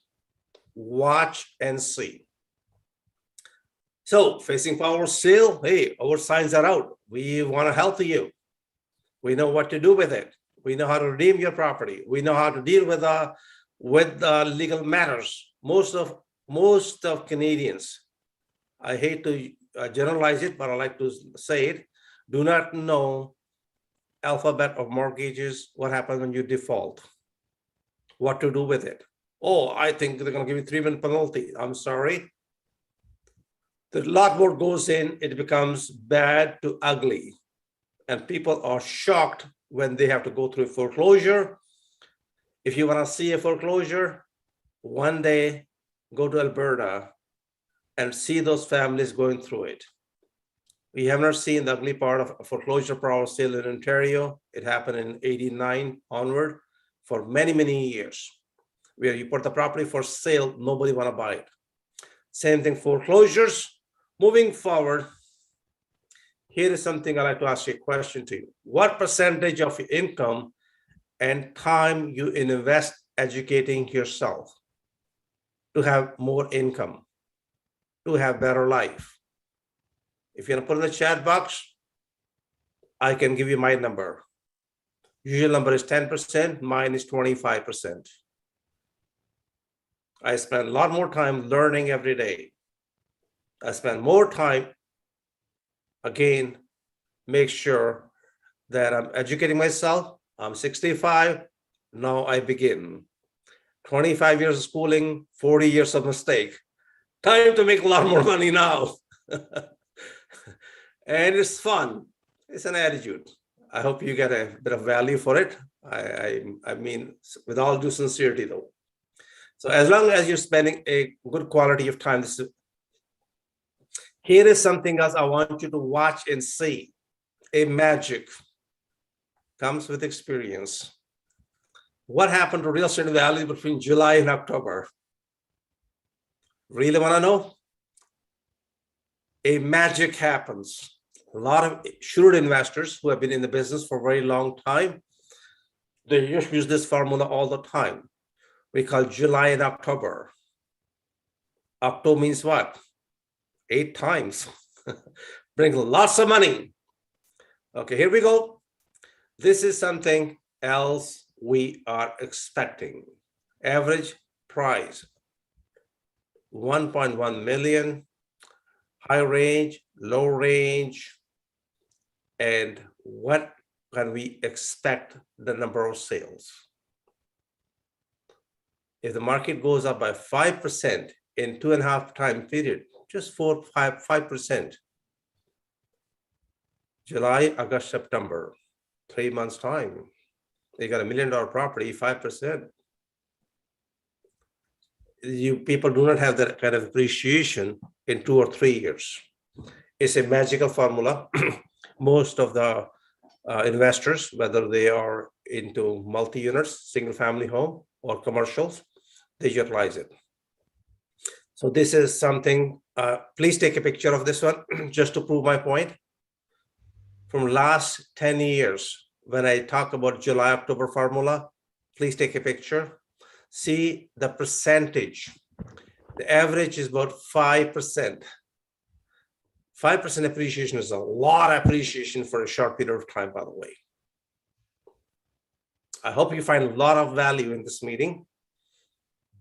If you're not a member, if you have joined in for free today, next time you might have to become a member to join in. Membership is only $349 a year.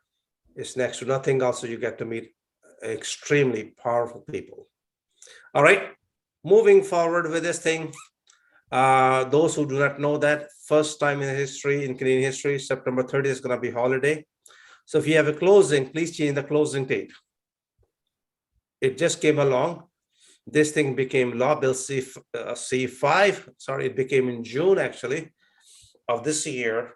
And a lot of people did not realize that they have closing dates. So in case you have closing date, please change it. And it's important that you do change it as well. Otherwise, you may be in trouble. Yeah. All right, just thought I should share with you. Reconciliation Day. Here is a deal or student date, by the way. He bought this piece of property. Guess how much he paid for it? $30,000. Market value, $368,000. Is that a good deal? Yes or yes?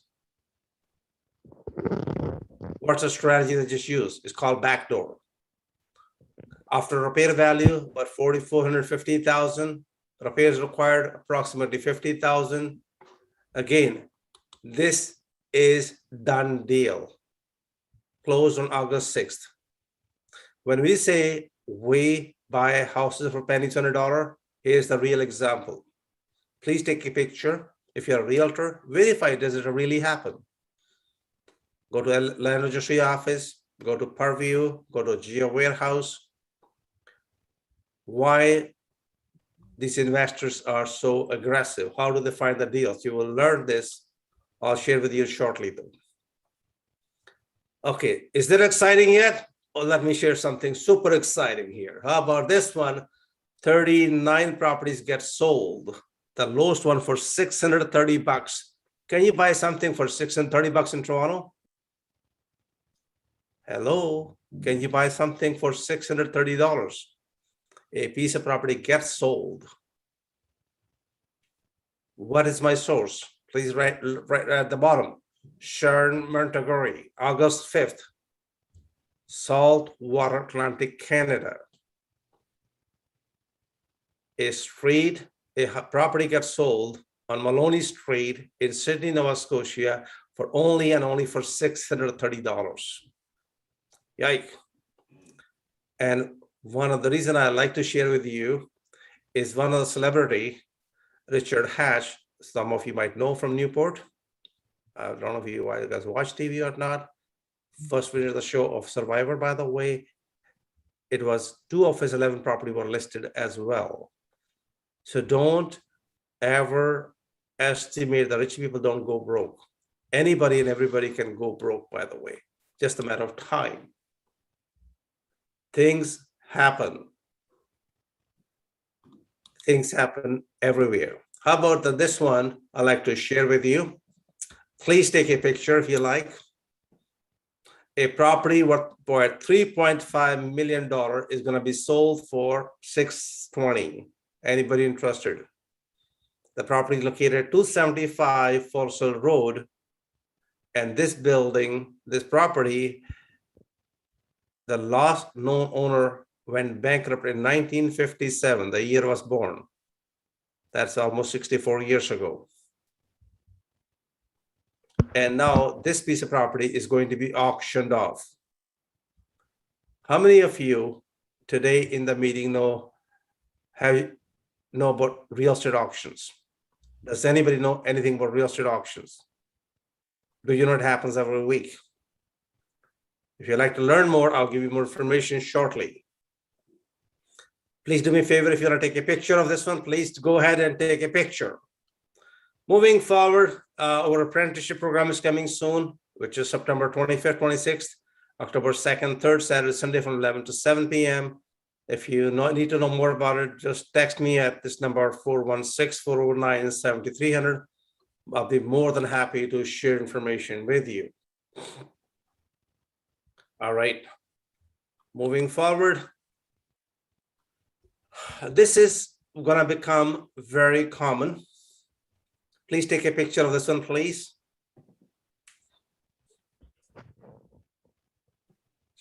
So what they're asking to do, because we have such a shortage, they want you to add up something, and they're going to allow you, instead of having 1 unit, they can allow you up to 2 units. You could have a basement apartment. You can have another additional structure in your backyard. It could be called coach house, a garden suite. And this is going to become a norm. If you are an investor, you don't need to buy 20,000 properties. Even if you got 4 or 5 properties, make sure you have maximum number of units. You don't need the numbers. You need a good, high quality real estate, which give you a passive income, excellent location, and this potential for a growth. And that's why I like to share with you. I'll be sharing this slide, many more meetings to come. Every time I show it, people say, can you please show it again? Can you please show it again? I didn't take a picture. I forgot. Okay, here is something you need to know. Would you buy a basement apartment for $500,000 in Toronto? Would you? 921 Adelaide Street West, 600 square feet, basement apartment for $500,000. Is that a good deal? Yes, it is a good deal. But again, this is, again, Toronto. Welcome. Moving forward, I'd like to share something else. This is another unique place, by the way. This is going to become reality. 24 Trafford Place. Now, what does this house is all about? This house is divided into 2 parts. And most of you do not know that you might be sitting on a gold mine. You might have a piece of property which is so valuable. But again, the blinders are on. You can't see it. and you do not know the potential for it. You think, oh, I own a house. It's okay. I'm renting a basement, but there's a lot more goes into it. There are 350 kilometers of laneway housing available in Toronto. And there are more things available than what you're aware of it. That's why coming to meeting, getting proper education is so important. One little nugget can make you multimillionaire. One little nugget only. Moving forward, this is something else in case you want to buy a piece of property in Toronto, a lot by 40 feet by 100 feet for 27 million bucks. Is that a good deal? Absolutely, it's a good deal. But what's the problem? Heritage. We buy heritage properties, by the way. We just did a deal. It's not a year yet. This building have issue 13 unit building, 9 residential, 4 commercial units. Building appraised for $2 million. Because of heritage, we paid $390,000. We got a $1.6 million discount. Why? Because we know exactly what to do with heritage. It's pain in the neck, it's a process, but 1.6 million is worth it. Absolutely. You can dream about making $1.6 million in one deal. The only difference is your knowledge, information. If you don't have it, you lose it. This is all about knowledge base. And this is why you're going to see these type of deals come in. Guess who's going to grab this one? Again, how this building going to be structured. When they structure it, they're going to structure it. The current owner do not have to pay much of capital gains. So they're going to do the VTB. They're going to maybe do the JV agreement in it. And depending if you are a regular member, I'll keep you posted how this deal progress. That by even watching somebody else doing a deal can be one of the best learning curve, because the real deal in real time. It's not a history, it's not an example. It's something which is within the town and you can see in progress though. That's very important. That's my opinion. If you agree with me, excellent. If you don't, you don't. All right. Here is something else. These are a bunch of properties in case you are planning to become a land banker, you want to do a land assembly, very lucrative business. Where can you get that many lots together for only 12 million bucks in Toronto? There are 5 properties together. You know what's the value for it? Even it appears to be $12 million, a lot of money, but it's not actually. Once you get 12, when you get one more property, 6 on top of that, it could be good for a condo. And $12 million is a joke. That's not much of money. Why do I bring these type of deals in front of you? Because some of you may gonna trigger you that you may gonna do joint venture with somebody else. You may know a developer, you might be a builder, maybe you're doing yourself. The reason we do that is just to make you aware of all the opportunities available. And the more you see that type of building, it kind of gives you a refresher. It gives you your mind to expand. Hey, I don't have to buy a single family home only or whatever. There are other opportunities at the same time though. Moving forward, this is another thing you want to know, what is in the problem area. I don't mean to offend anybody. Those who are familiar with called ICE condo. ICE got a very, very bad rap. Blood, murders, whatever you name it, Airbnb, those properties are tanking down, bad reputation. Remember every time I mentioned to you, where there is a crime, people don't want to go there. There are certain districts which are very trendy, unfortunately, very trendy. And this is they call for party animals. The party goes on every day. Wherever there's a lot of parties in the building, intend to drop its value. So just be aware of it. Some of these buildings, you think I got a great bargain. I'm sorry, you got yourself into trouble. You got yourself into lemon. Be aware of it. Cheap does not mean it's a good deal unless you have done your proper due diligence. Moving forward, So this part of the presentation was actually designed for a bunch of my students who are builders or land developers. And somehow we got messed up with this Zoom and 911. I think something, I write it down, they didn't like it. So I have to redo this whole thing today, this morning. So there are two magical words. There are more than two magical words. If you want to multiply the value of your property, it works in Toronto, it works in Montreal, it works excellent in Vancouver. You say land assembly, rezoning, developers alert, rezone potential, new developer opportunity. Guess what? You can multiply a property. And what these people are doing, one of the investor, just to be precise, so that I don't take credit away from this particular person, even though he's my student. That's all he does. He buys property only with rezoning potential, buy it for $1.5 million, next day it goes to the market for 4.5 million, 3 times the money. Goes on MLS, doesn't touch it, doesn't do anything. All it says is rezoning potential. He does the research before, he multiplied 3 times the money. Is that a good strategy?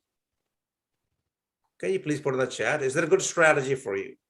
Or you just say thumbs up? It is great strategy. 1 thumb is good, 2 are great actually. I hope you guys getting a lot of value for your time. All right, moving forward. Why big rush? Why everybody want to get into real estate? Why everybody want to buy a house?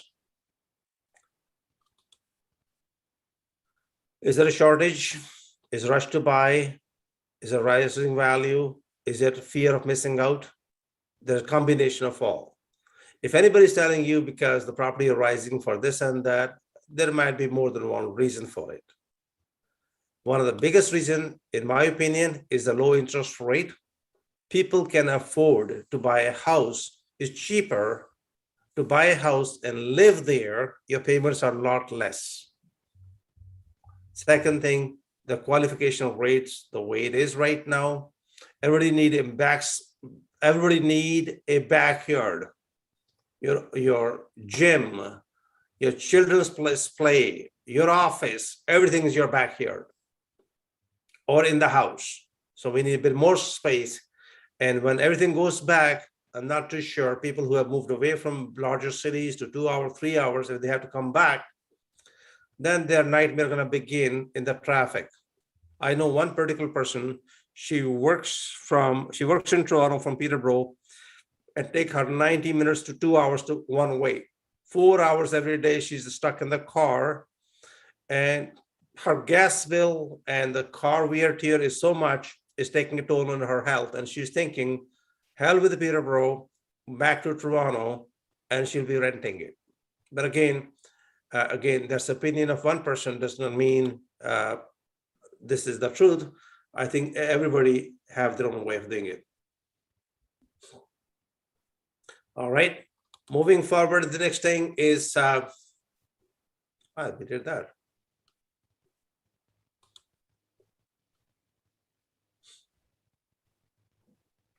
Now, interest rate.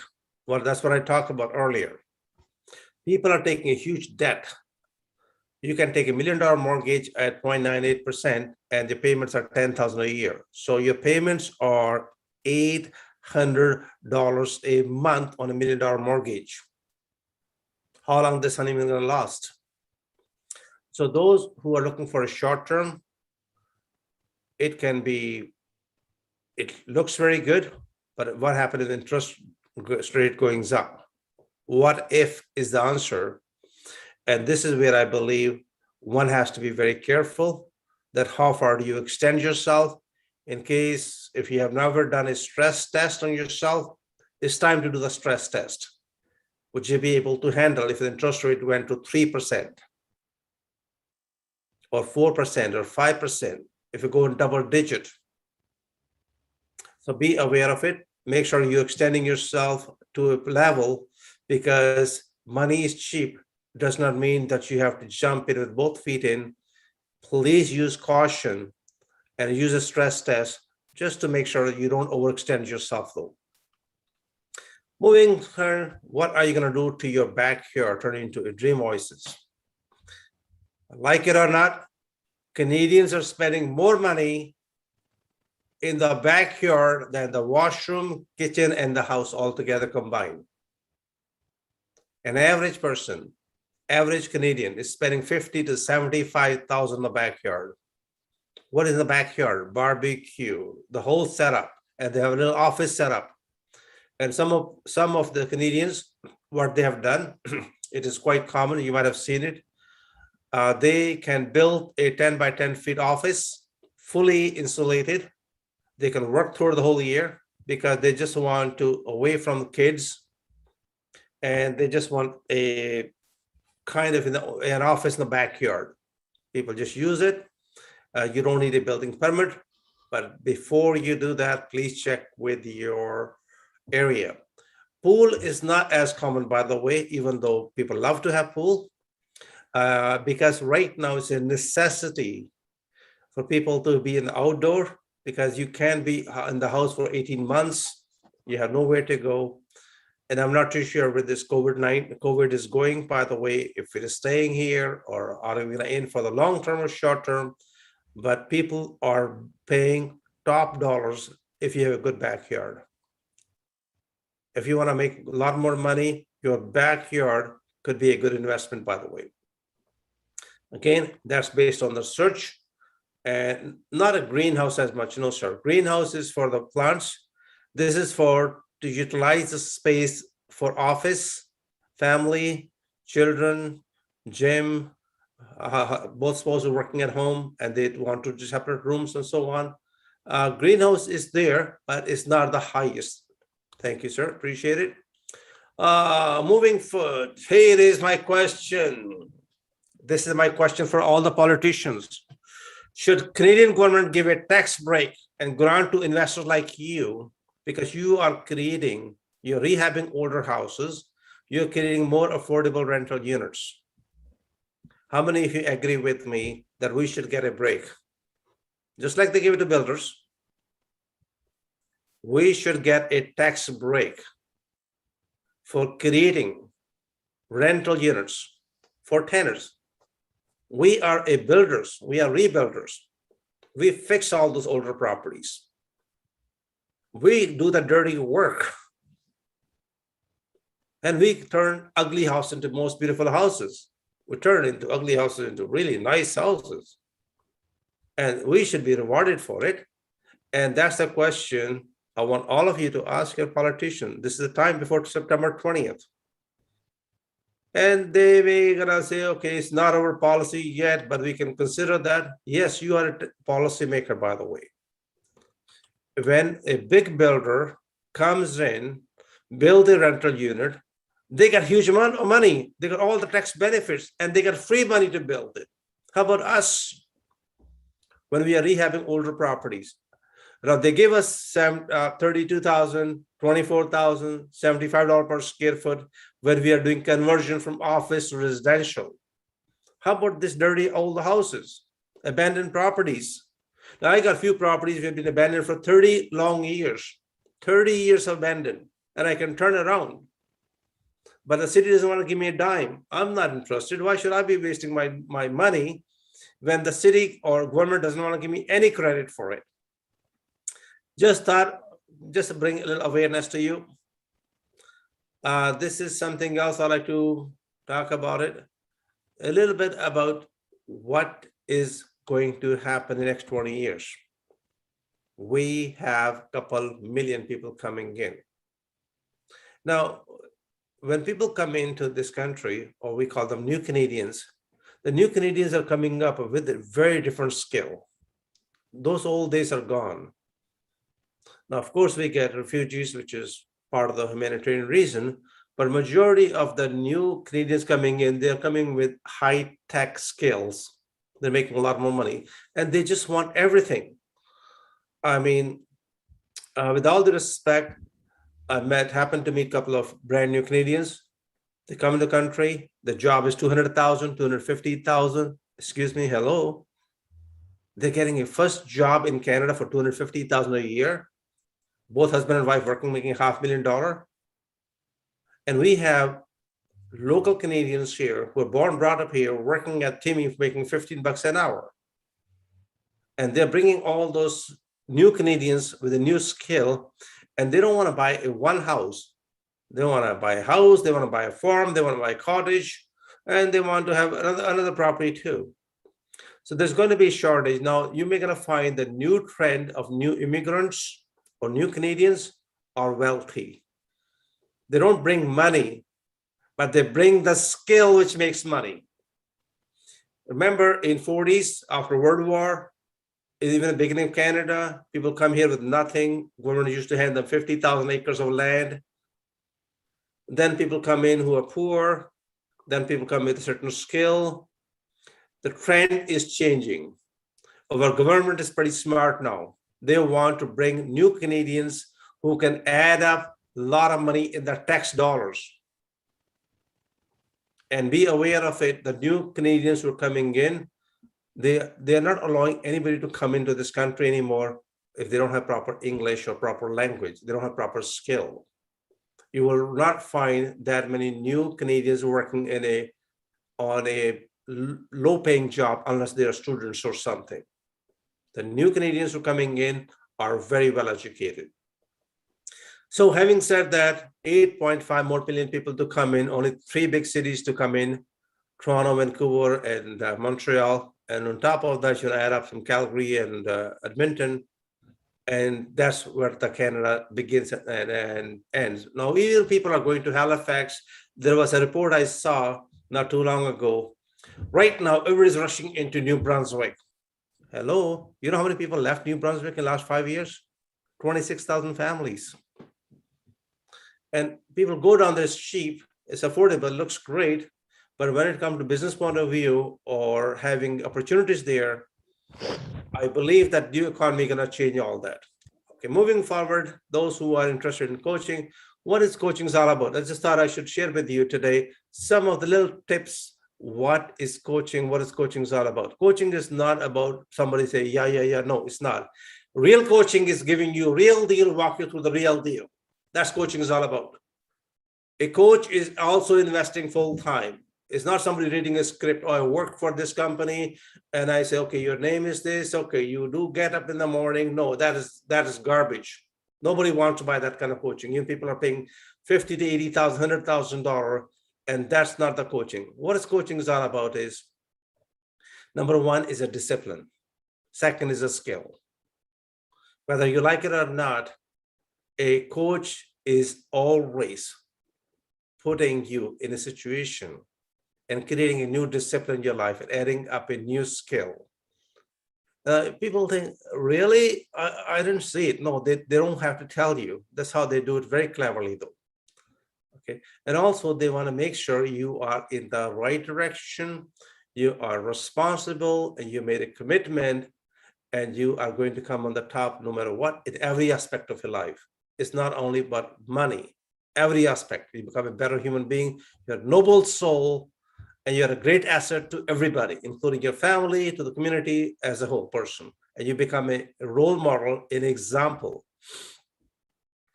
How do you uncover your zone of genius? We all are genius, by the way. We all are blessed. I still want to meet one person who's not a genius yet. To me, everybody knows a bit more than me. I can learn from anybody and everybody every day. That's an attitude. Whatever you're seeking for, you will get.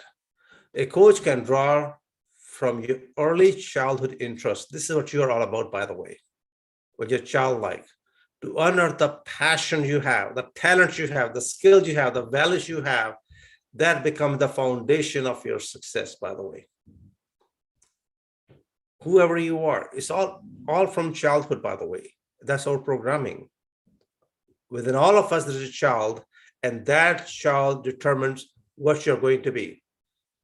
You show me anybody, and you tell me the childhood habit, I can tell you what they're gonna be, and you can tell them what they're gonna be, because these are the certain values they go about it. You have dreams and creative abilities, but what happened with all those abilities? Processing. People have an attitude, and this is something you'll find. This is, please forgive me, I have to say it have to be on the record. 99% of people will go, I hope one day things are gonna get better. Excuse me? One day things are gonna get better. When is the one day gonna come? When you're down on 4 feet under? No, the day is today. The change is gonna happen today, and you are the one responsible for it. No more blaming, no more accusing. You are capable of getting all the skill you need to have. The skill is already within you, just a matter of you tapping into it. So there are 4 limiting beliefs, by the way, I like to share with you for a good reason.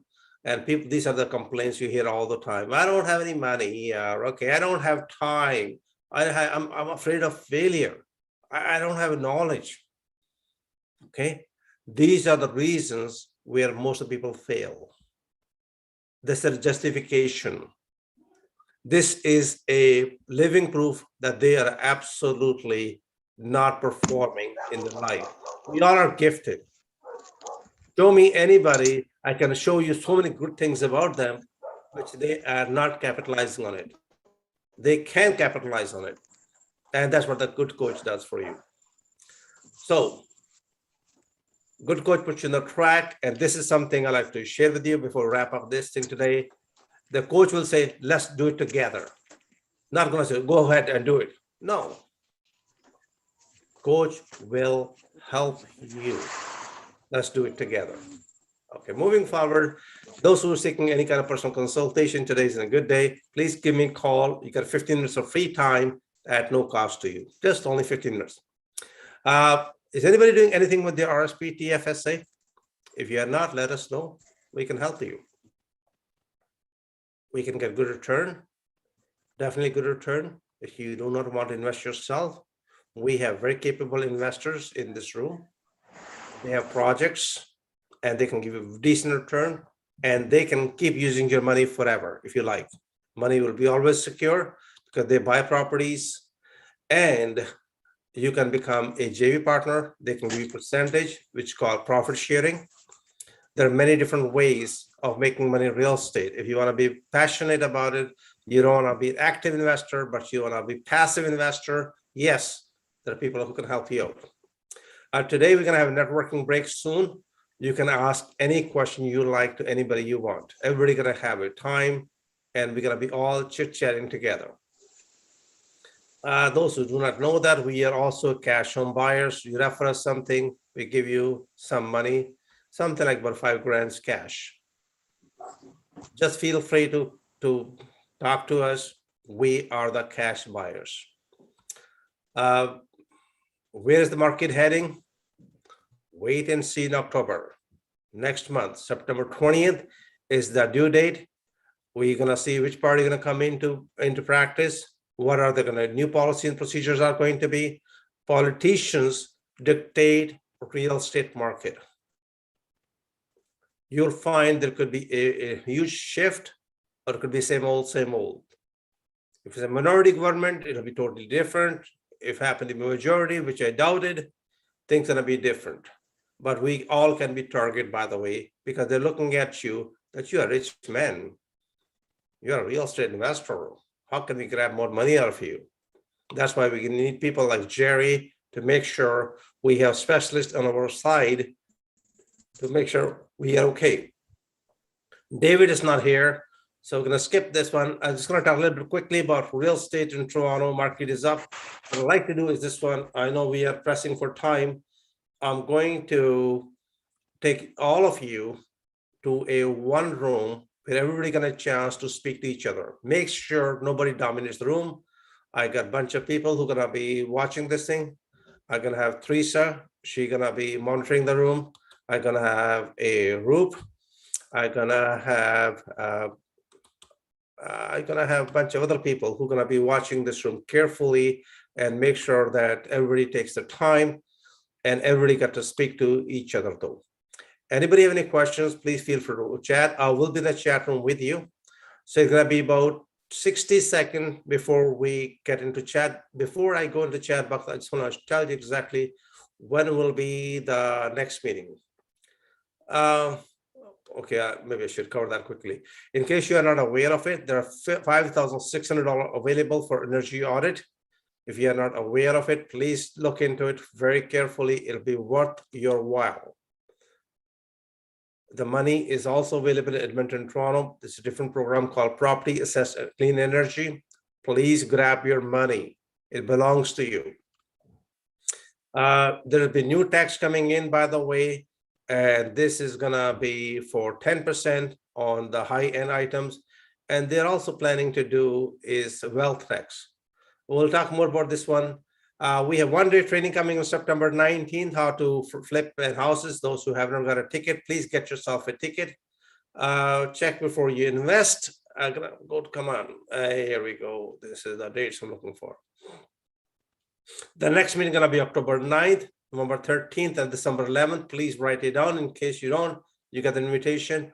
Now we're gonna move into the area where we're gonna be all talking to each other. And make sure you're gonna be 60-second break and everybody take turn to talk to everybody, please. Make sure everybody speak, but at least a minute or so. Thank you.